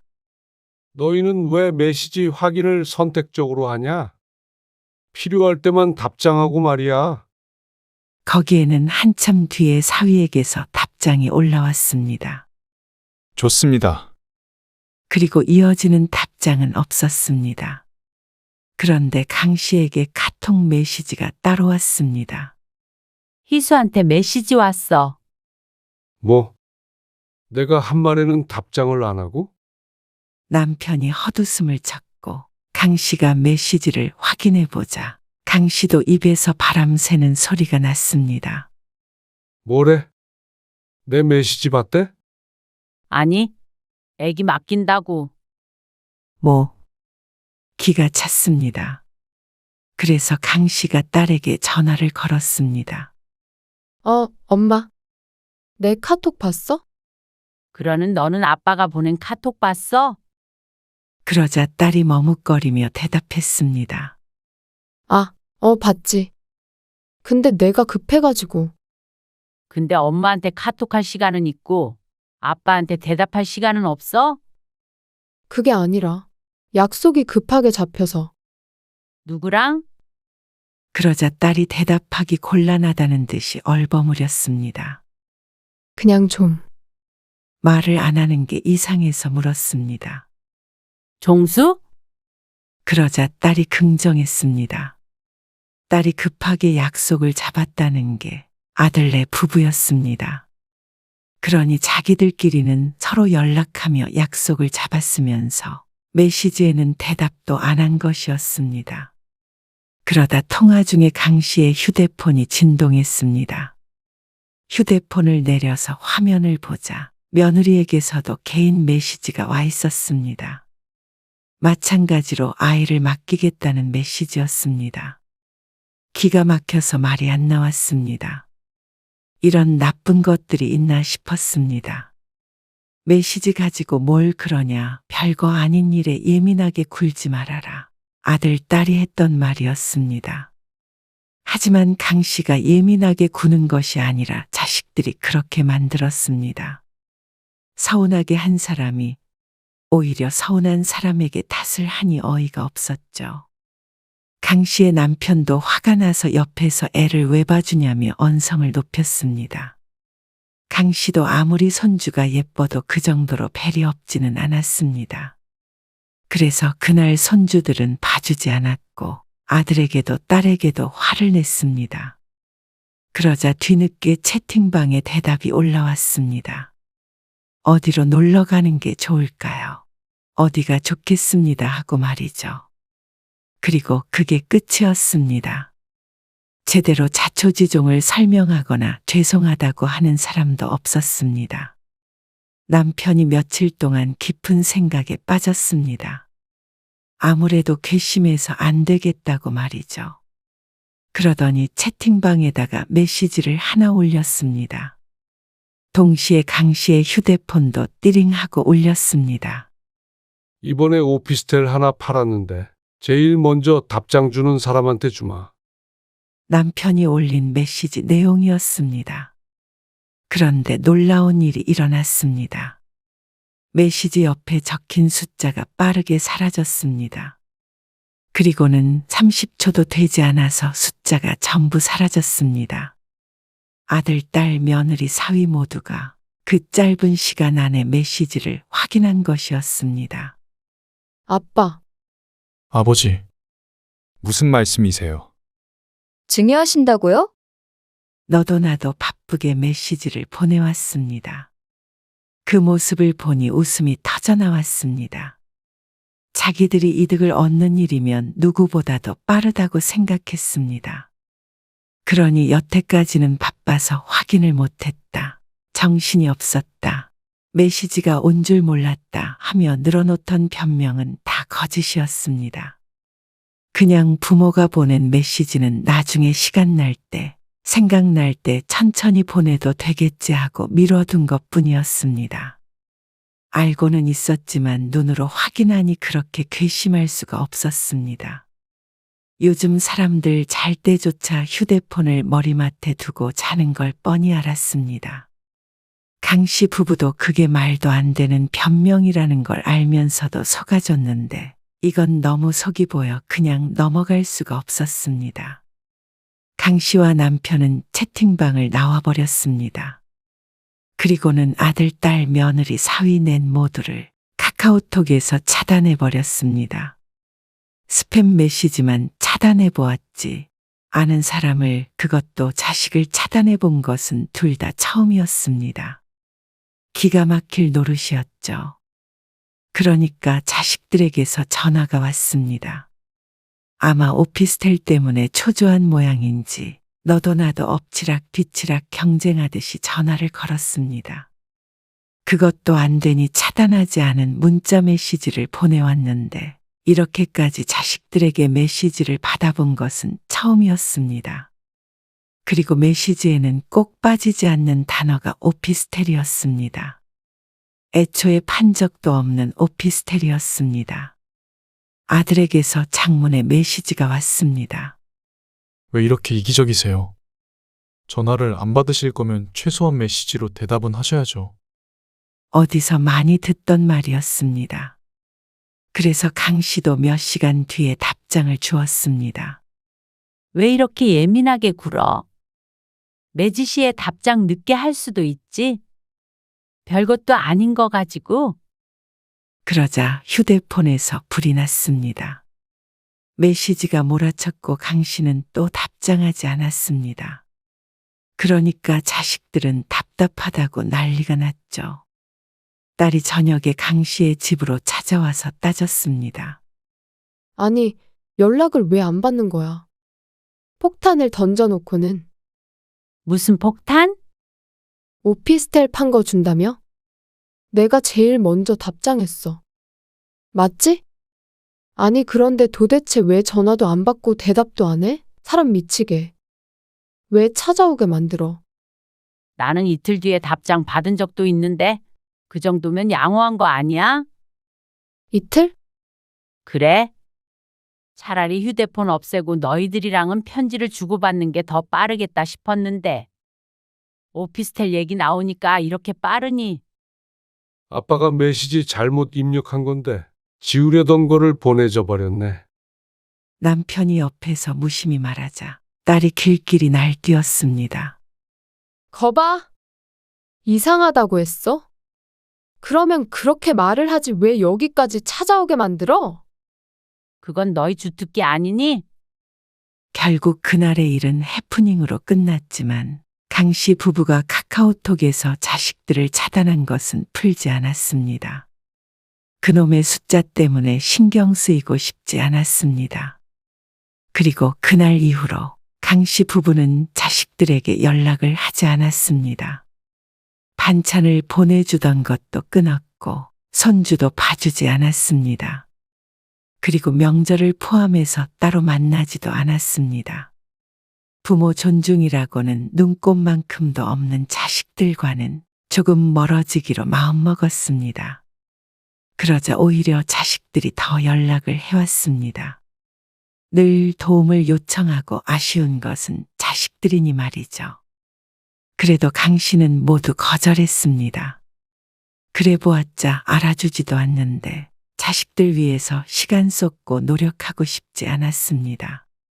우리도 애들 연락에 집착하지 말고 우리나 신경 쓰자.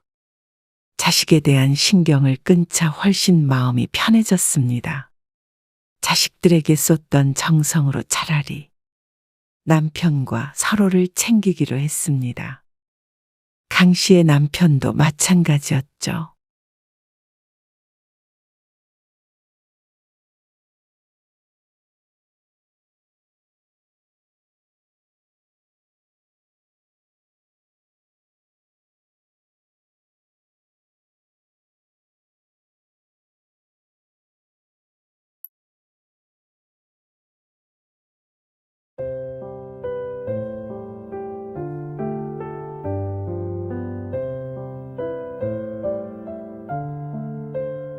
이게 뭐야? 업체 통해서 샀는데. 왜? 뭐? 무슨 업체? 제사상 차려주는 업체 있어. 이걸로 어떻게 제사를 지내? 왜 못 지내? 과일도 있고 전도 있고 떡도 있고 있을 거 다 있잖아. 술도 들어있더라. 신기하지? 지금 이게 말이 돼? 당신 정신이 내 정신이 왜? 빨리 다시 만들어. 있는 걸 왜 또 만들어? 요즘 세상 참 좋아졌더라고. 솔직히 이 돈이면 진짜 싼 거야.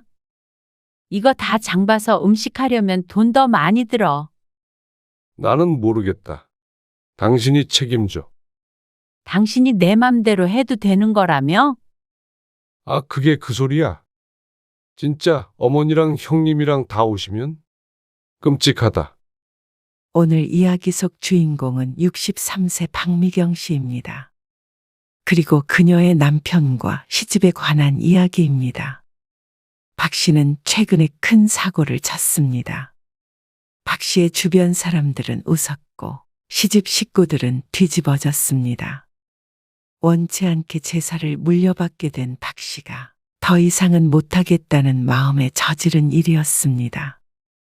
제사를 물려줬다면 주관하는 집이 마음대로 해도 되는 게 아닌가 싶었습니다. 음식을 몇 가지를 준비하건 또 어떻게 준비하건 말이죠.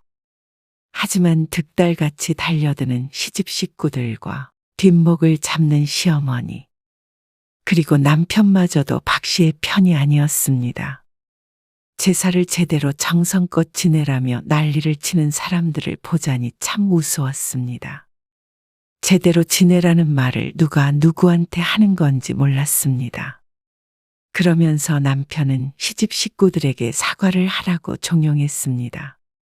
하지만 수십 년 남의 집 제사를 지내주는 건 박 씨인데 자신이 왜 사과를 해야 하는지 몰랐습니다. 예전에는 그렇게 살았는지 몰라도 나이 60이 넘었는데 이제와 도대체 무서울 게 무언가 싶었습니다. 무서웠던 시어머니지만 이제는 자신도 시어머니였습니다. 그리고 남편의 말도 박 씨에겐 더는 위협이 되지 못했습니다. 그래서 박 씨는 제사를 제대로 지내는 대신 없애기로 마음먹었죠. 박 씨는 사남매 중 셋째인 남편과 결혼을 했습니다. 그리고 아이 둘을 낳고 평범한 가정을 이뤘습니다. 박 씨의 시부모님은 평생을 시골에서 지내오신 분들이었습니다. 가부장적인 시아버지와 그리고 순종적인 시어머니. 박 씨 부부가 다른 지역에서 살았으니 망정이지 혹시라도 가까이에서 지냈다면 피가 말라 죽었을지도 몰랐습니다. 이게 전부 다 준비한 거야? 왜요? 음식 가짓수가 부족한 것 같은데 뭐가 이리 부실해? 아, 그게 고사리 상계 상태가 안 좋아가지고 나물 2가지 뺐는데 뭐야? 여편네가 미쳤구만. 혀를 차는 시아버지를 시모와 큰동서 그리고 박씨가 숨죽여 바라보고 있었습니다. 그리고 곧 불호령이 떨어졌습니다. 상태가 안 좋으면 다시 사왔어야지. 그저 꼼수나 부릴 생각만 하지.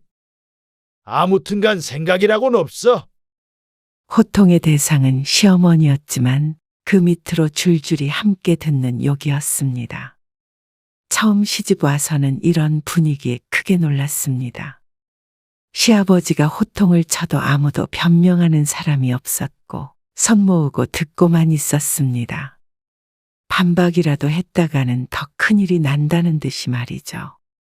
그리고 박 씨는 그런 분위기에 빠르게 적응해야만 했습니다.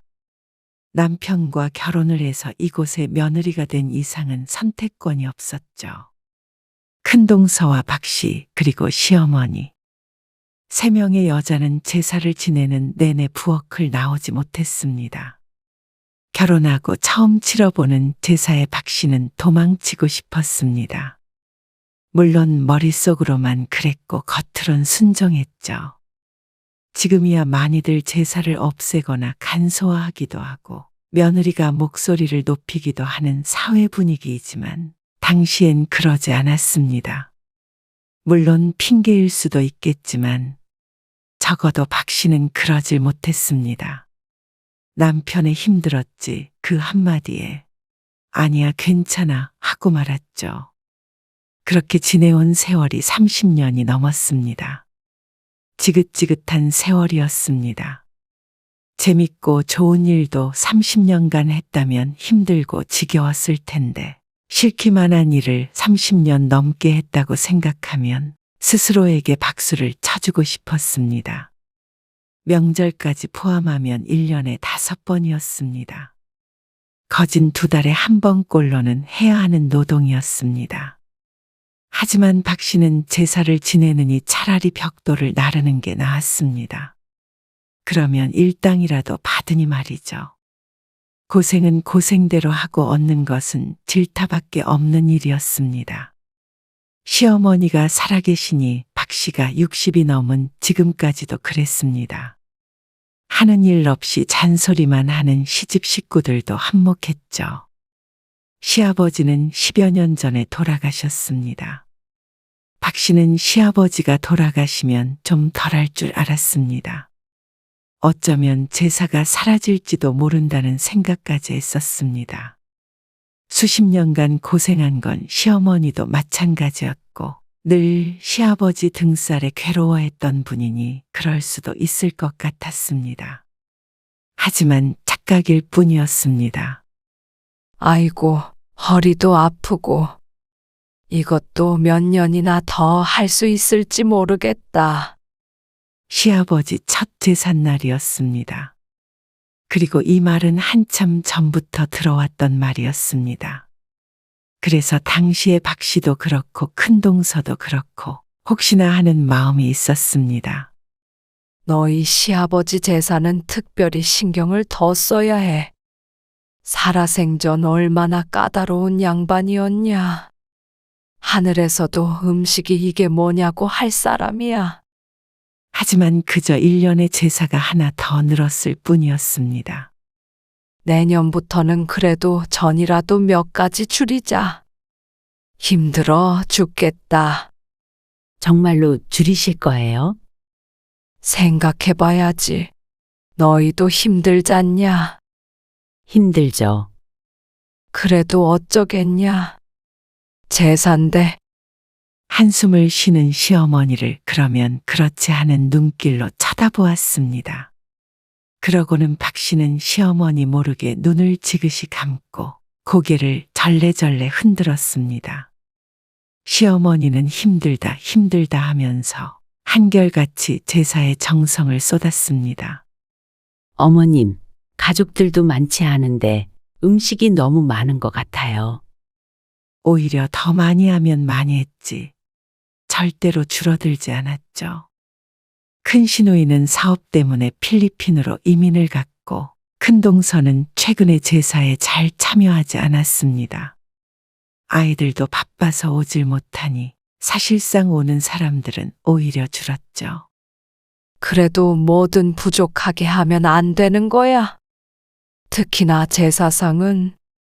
시어머니는 이제 꼭 시아버지와 같은 말을 했습니다. 평생 그렇게 살아오면 일이 되는 모양이었습니다. 박 씨도 나중에 이렇게 될까 싶었지만 어차피 남편이 둘째 아들이라 제사를 물려받을 일은 없어 보였습니다.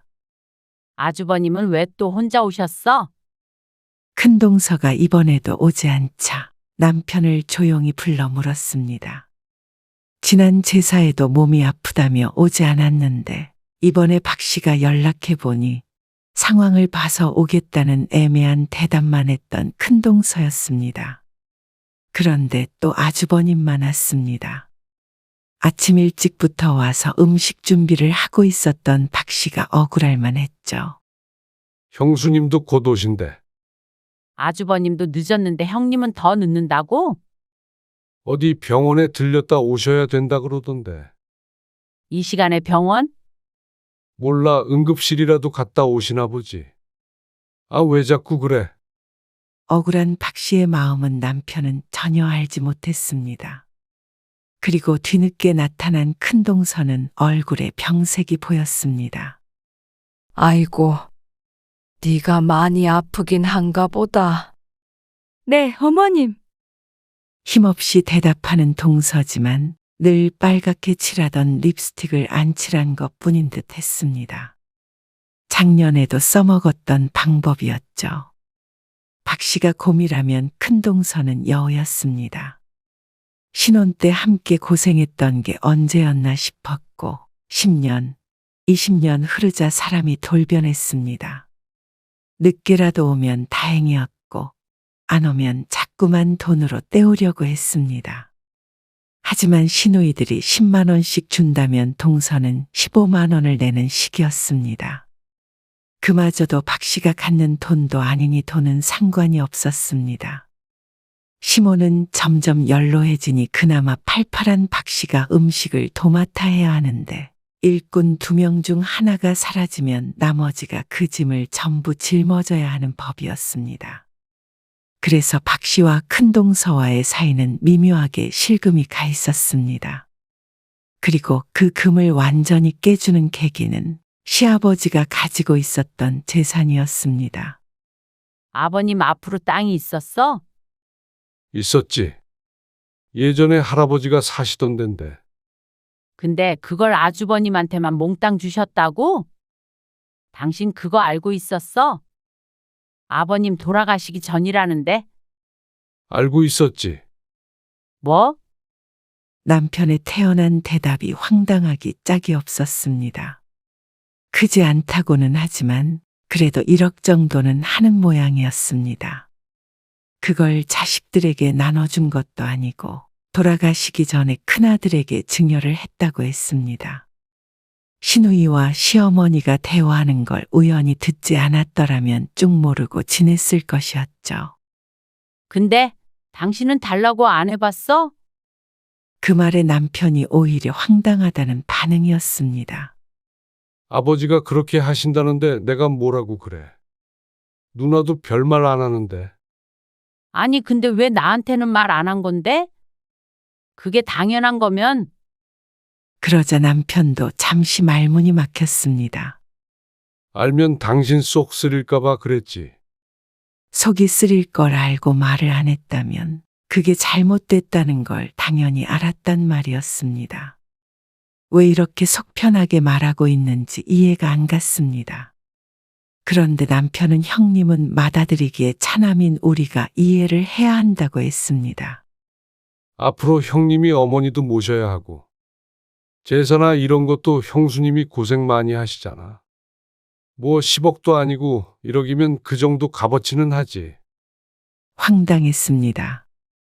그 잘난 형수가 자꾸만 꼼수를 부려서 박 씨가 맏며느리 노릇을 한 지가 벌써 몇 년인데 말이죠. 남편도 남편의 누나도 여동생도 가만히 있는 마당에 며느리가 나서서 따질 수가 없었습니다. 그리고 남편의 말처럼 그 모든 의무를 마지가 한다면 최소한 그 정도 대가는 더 받아가는 게 맞는 것 같기도 했습니다. 하지만 그 의무를 자꾸만 박 씨에게 떠넘기는 동서가 밉게 보이는 건 어쩔 수 없었습니다.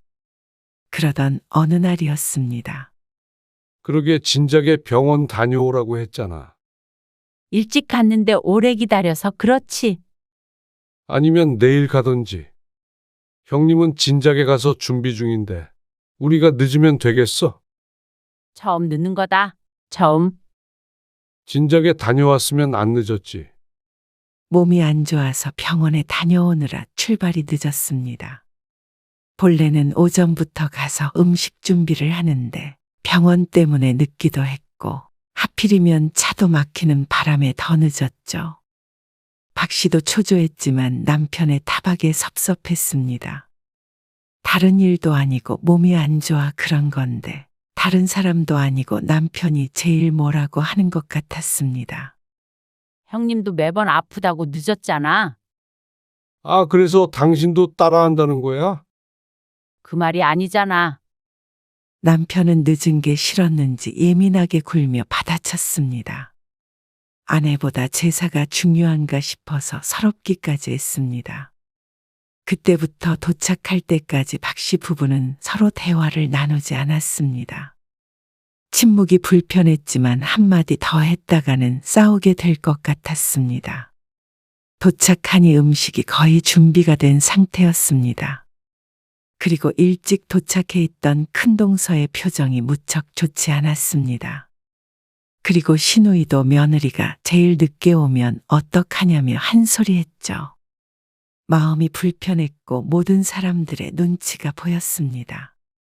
형님 표정이 너무 안 좋아서 눈치 보여. 형수님이 당연히 화났겠지. 음식 준비하는 사람이 안 오면 전화해서 죄송하다고 해. 집으로 돌아오는 길에 남편과 대화를 했는데 남편은 박 씨의 잘못이냥 말했습니다. 아니, 형님도 매번 늦으시잖아. 그렇다고 나한테 사과한 적 없어. 아, 당신이 아랫사람이잖아. 남편의 말에 기가 막혔습니다. 내내 눈치 보고 온 것도 서러운데 남편마저 박 씨의 편을 들어주지 않았습니다. 왜 그렇게까지 해야 돼? 그리고 솔직히 나도 할 말 많어. 형님 맨날 그렇게 핑계대고 빠지고 여자 형제들은 손 하나 까딱 안 하고. 박 씨가 몇 마디 더 하자 남편이 운전하다 말고 언성을 높였습니다. 아, 남의 집안 험담하지 말어. 그 말에 얼이 빠졌습니다. 남의 집안이라고 한 것도 어이가 없었고 험담하지 말라고 목소리를 높인 것도 기가 막혔습니다. 그러는 남의 집안 제사는 왜 박 씨 보고 준비하라고 하는 건지 몰랐습니다. 그것도 남편은 민망하긴 했는지 집에 도착해서는 박 씨의 눈치를 보며 은근슬에 화해의 표현을 했습니다. 하지만 박 씨의 기분은 쉽게 풀리지 않았죠. 그러다 1, 2년쯤 뒤에 깜짝 놀랄 만한 일이 생겼습니다. 아주버님네가 이혼을 하게 된 것이었습니다. 그게 5년 전쯤 일인데 당시 아주버님네 나이가 환갑이었습니다. 갑작스런 황혼이혼에 모두들 놀라 자빠질 지경이었습니다. 연로한 시어머니도 쓰러질 뻔했죠. 이혼했다는 소식만 전해 듣고는 다시는 큰동서를 볼 수 없었습니다. 남편의 성화에 모시겨 박 씨가 전화를 해보았지만 없는 전화번호라는 안내 멘트만 나올 뿐이었습니다. 이렇게도 가까이에 이런 일이 있나 싶었습니다. 사이가 좋지는 않았지만 그래도 수십 년 함께 해온 사이인데 이혼 도장 하나 찍고는 전부 남이 되어버렸죠. 그런데 그 영향으로 가장 힘든 건 아주버님이었겠지만 두 번째로 힘든 것은 박 씨였습니다. 시어머니도 80이 넘어서 더 이상 노동을 하기가 힘드니 시집의 제사는 거의 박 씨가 도맡아 해야 했습니다. 그리고 지난해 시어머니가 박 씨에게 말했습니다. 이제 제사는 네가 지내야겠다. 네? 옆에 있던 남편도 아니고 박 씨를 콕 집어 말했습니다. 사실 아주버님네가 이혼한 뒤부터 고민을 했던 일이었습니다. 하지만 설마 그런 일이 생길까 싶었습니다. 어찌 됐건 간에 물려받더라도 아주버님이 받아야 한다고 생각했죠. 아주버님도 계신데요?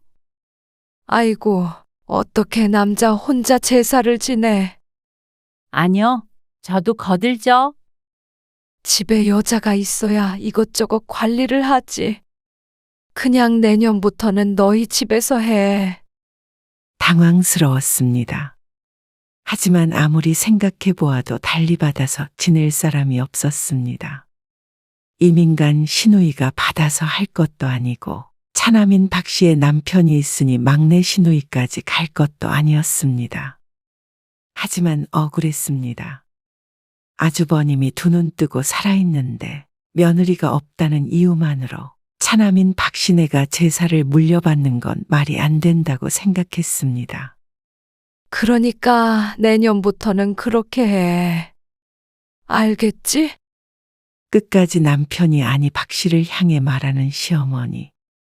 집에 돌아와서 그때 반박하지 못한 것이 한스러워 이불을 쥐어 뜯어야 했습니다. 하지만 그렇다고 제사를 물려받겠다는 뜻은 결코 아니었습니다. 어머님 너무하신 거 아니야? 뭐가?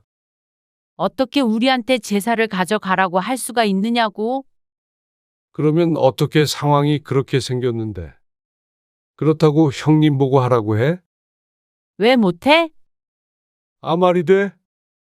남편도 시어머니와 똑같았습니다. 음식 차릴 여자가 없는데 어떻게 제사를 물려받느냐는 것이었습니다. 참 큰 동서가 여우인 줄은 알고 있었지만 아주 똑똑한 사람이었습니다. 자신에게 닥칠 위기를 미리 알았던 것 같기도 했습니다. 곰은 끝까지 곰인 모양이었습니다. 박 씨는 억울함에 가슴을 쳤습니다. 절대 못해. 아버님 땅 판 돈도 전부 아주버님이 가지고 갔잖아. 당신 그때 뭐라고 했어? 무슨 제사도 지내고 어머님도 모시는 대가라며. 아, 어머니는 형님이 모시긴 할 거 아니야. 말도 안 되는 소리였습니다. 또 병수 바른 여자가 들어야 한다며 박시내로 떠넘겨질 것이 눈에 훤했습니다. 하지만 남편은 모르는 것인지 모르는 척 하는 것인지 박 씨를 설득하려고 했습니다.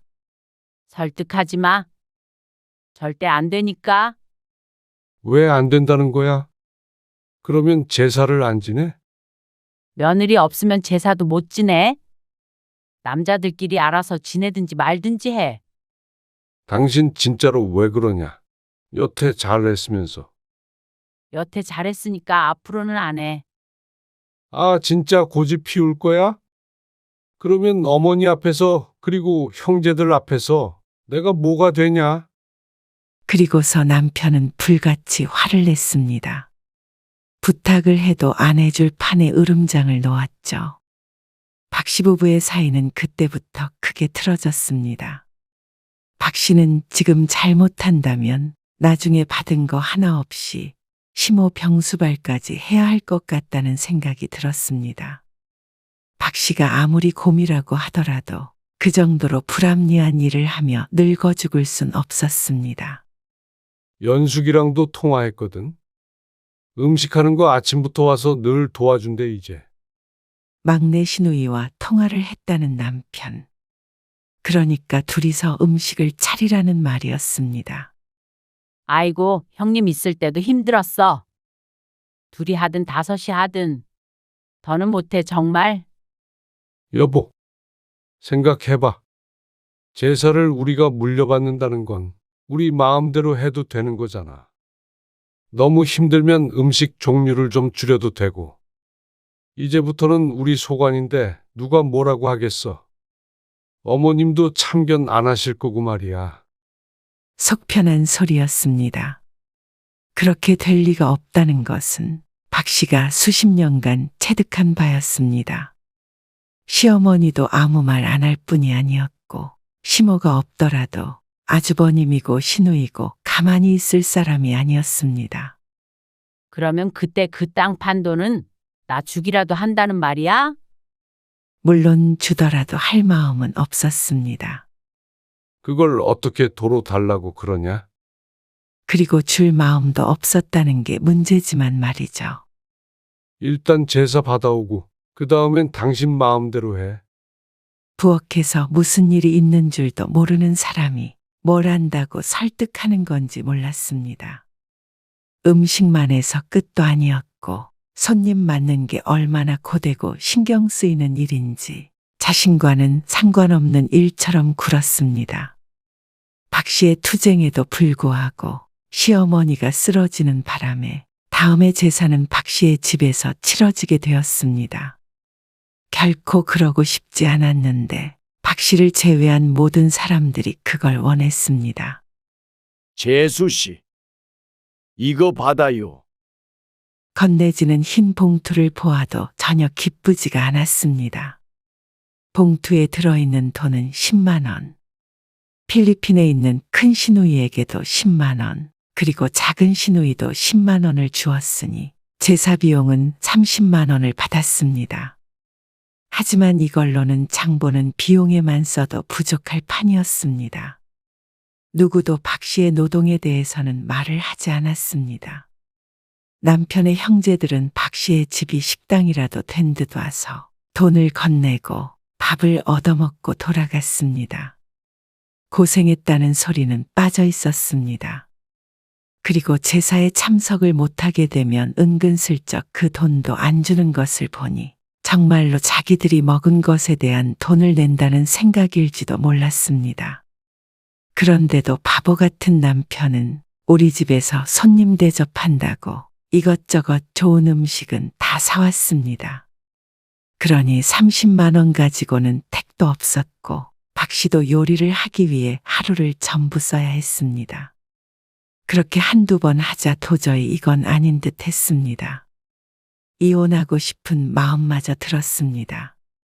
이렇게 될 줄 알면서도 등 떠밀려 제사를 가져온 스스로를 원망했습니다. 하지만 더 이상 이렇게 곰으로 살고 싶지 않았습니다. 그래서 다음 제사 때는 딸에게 물어 제사상을 업체를 통해 주문을 했습니다. 인터넷으로 39만 원을 결제하니 원하는 날짜에 대략 10인분의 제사 음식을 배달해 주었습니다. 이게 뭐야? 남편의 입이 떡 벌어졌습니다. 남편과 상의도 안 하고 저지른 일이었습니다. 박 씨는 당당하게 대답했죠. 업체 통해서 샀는데. 왜? 뭐?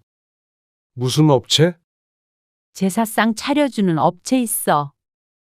남편이 헛웃음을 터뜨렸습니다.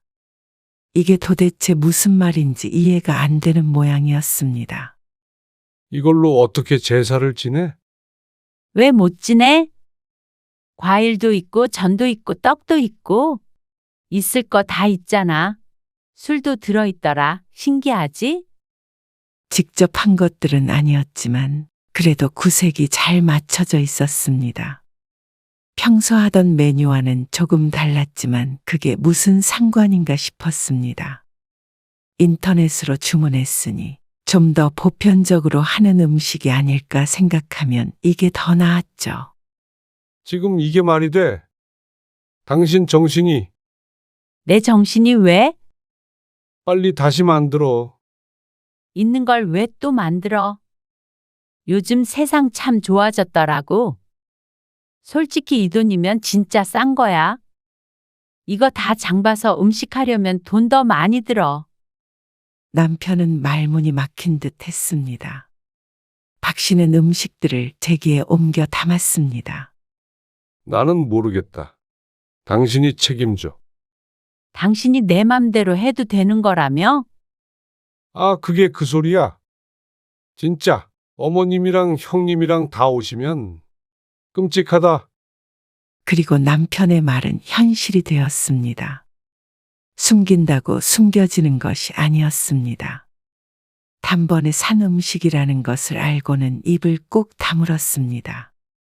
아니, 이게 무슨 짓이야?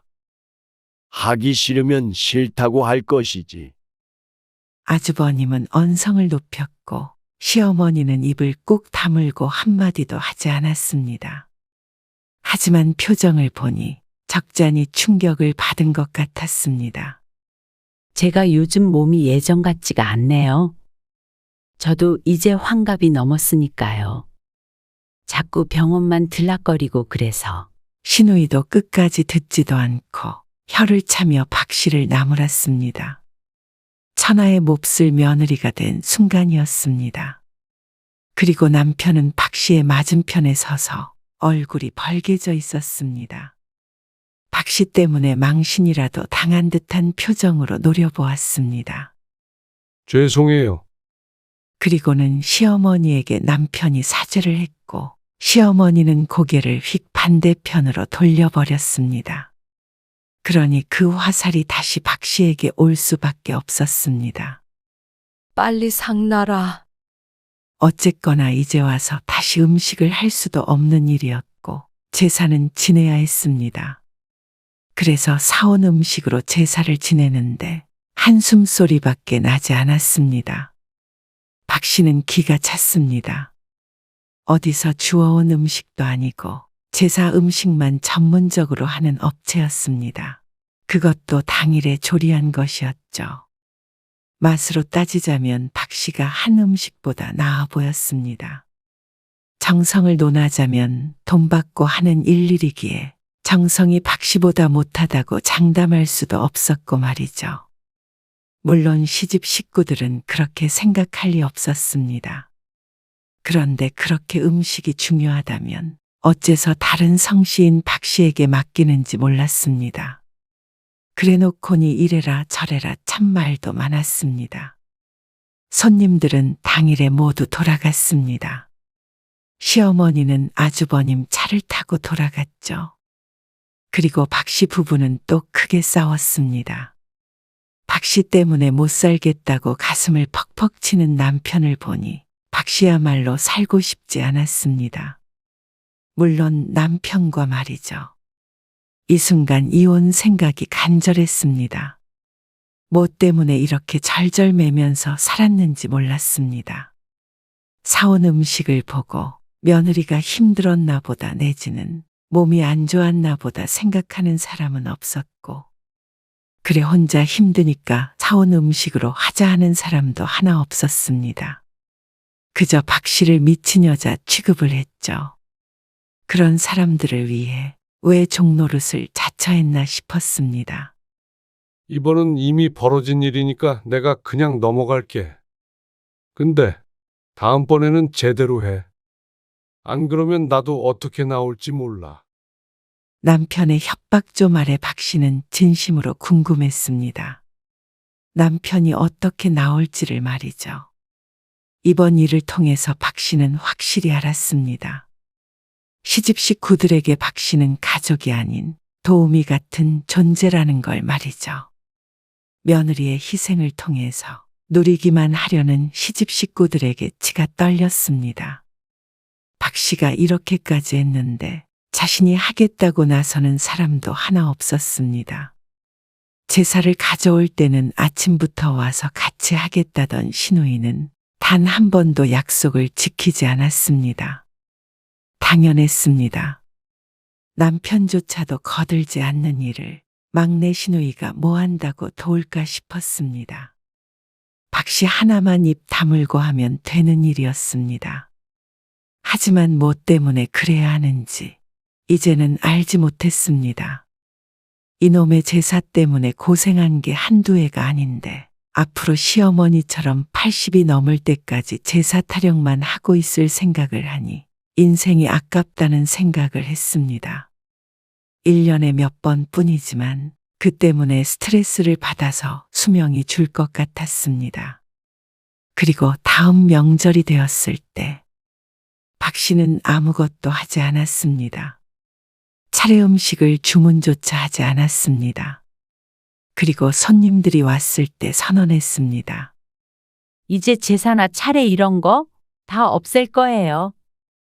뭐야? 다들 경악을 했습니다. 그리고 하루 종일 박 씨와 싸운 남편은 입을 다물고 조용히 소파에 앉아 있었습니다. 장도 안 보고 음식 준비도 하지 않는 박 씨를 하루 종일 설득하려다가 실패하고는 처참한 표정이었습니다. 당장이라도 누구 하나 때려 죽일 것 같은데 식구들 앞이라 참는 것 같기도 했고 말이죠. 다들 그게 무슨 소리냐며 소리쳤습니다. 거기에다 대고 박 씨는 아주 태연하게 대답했습니다. 말 그대로예요. 제사 없애기로 결정했어요. 아니, 누구 맘대로? 제 맘대로죠. 마음대로 하라면서 제사 물려주셨잖아요. 네가 뭔데 멋대로 제사를 없앤다 만다 해. 아범도 동의를 한 거야. 시어머니가 남편을 돌아보며 말했지만 박 씨는 어깨를 으쓱했습니다. 왜 아범의 동의가 필요해요? 지난번에 어머님이 제사 저한테 물려주신다고 하시지 않으셨어요? 그리고 음식 준비도 저 혼자 하고 손님 대접도 제가 하고. 근데 아범이 무슨 상관이에요? 물려받은 제가 결정하는 거죠? 아니, 세상에 이런 며느리가 어딨냐. 너 집안 단속을 어떻게 하는 거야? 형님의 호통을 들은 남편은 죄인처럼 고개를 숙였습니다. 말도 안 되는 소리 하지 말어라. 뼈대 있는 집에 제사가 없다는 게 말이 되냐. 아, 꼭 지내셔야 하는 거면 도로 가져가세요, 그럼. 뭐야? 너 진짜 눈에 뵈는 게 없구나. 저한테 주시면 오늘 불어 없앨 거고요. 그게 아니라면 도로 가져가세요. 그리고 앞으로 저는 참석하지 않겠습니다. 진짜 다신 그 입 다물지 못해. 명절 분위기는 엉망진창이었습니다. 식구들이 전부 돌아간 뒤에 남편이 말했습니다. 당장 잘못했다고 빌어. 어머니한테도 그렇고 형님한테도 그렇고. 내가 왜? 왜냐고? 그걸 몰라서 물어? 당신이 이제 제사는 내 마음대로 하라고 해서 음식을 샀더니 뭐라고 하고 이참에 없애자 했더니 또 미쳤냐 그러고.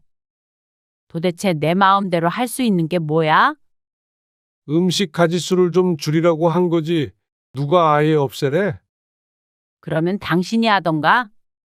지난번부터 도대체 왜 그러는 거야? 왜 그러는지 알 거 아니야? 이제 이 집 못하겠다. 당신도 나한테 강요한다면 나도 형님처럼 이혼할 거야. 뭐? 이혼? 그래? 형님에 이어서 둘째 며느리까지 없으면 다음은 누구 차례야? 필리핀에서 누나가 오시나? 그러자 남편이 말문이 막힌 듯 했습니다. 정말로 집안이 풍비박산이라도 난 듯한 표정이었습니다. 형제 둘이 줄줄이 이혼을 하면 아주 볼만하다 싶었습니다. 그리고 박 씨는 무섭지 않았습니다. 이제 와서 무서울 게 뭐가 있나 생각했습니다. 며느리로서 칠 수 있는 사고는 다 쳤는데 말이죠. 남편은 이혼 얘기가 나오자 아무 말 하지 않았습니다.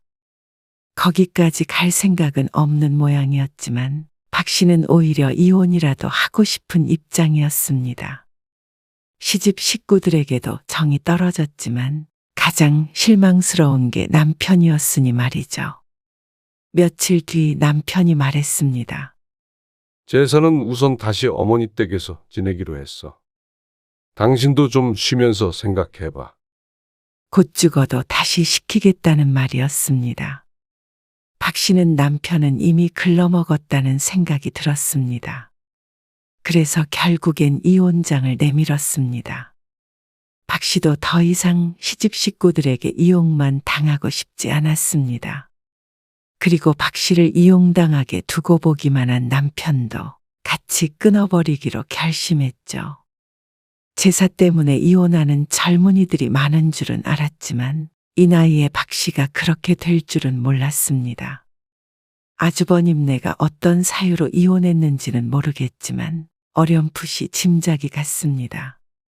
아주버님은 쓸쓸한 독거노인이 됐지만 박 씨는 확신했습니다. 큰동서만은 아주 잘 살고 있을 것 같았습니다. 남편은 뒤늦게 제사를 없애겠다며 박 씨를 붙잡았지만 이미 끝난 이야기였습니다. 박 씨는 얼마 뒤에 남편과 이혼을 하게 됐습니다. 헛헛한 마음도 있었지만 이제는 괴로운 의무와 의미 없는 시집 식구들 수발에서 해방이라는 생각을 하자니 독립이라도 한 것 같은 기분이 들었습니다. 나이 들어 갈라서는 부부들이 100번 이해가 됐습니다. 박 씨는 이제서야 홀가분해졌습니다.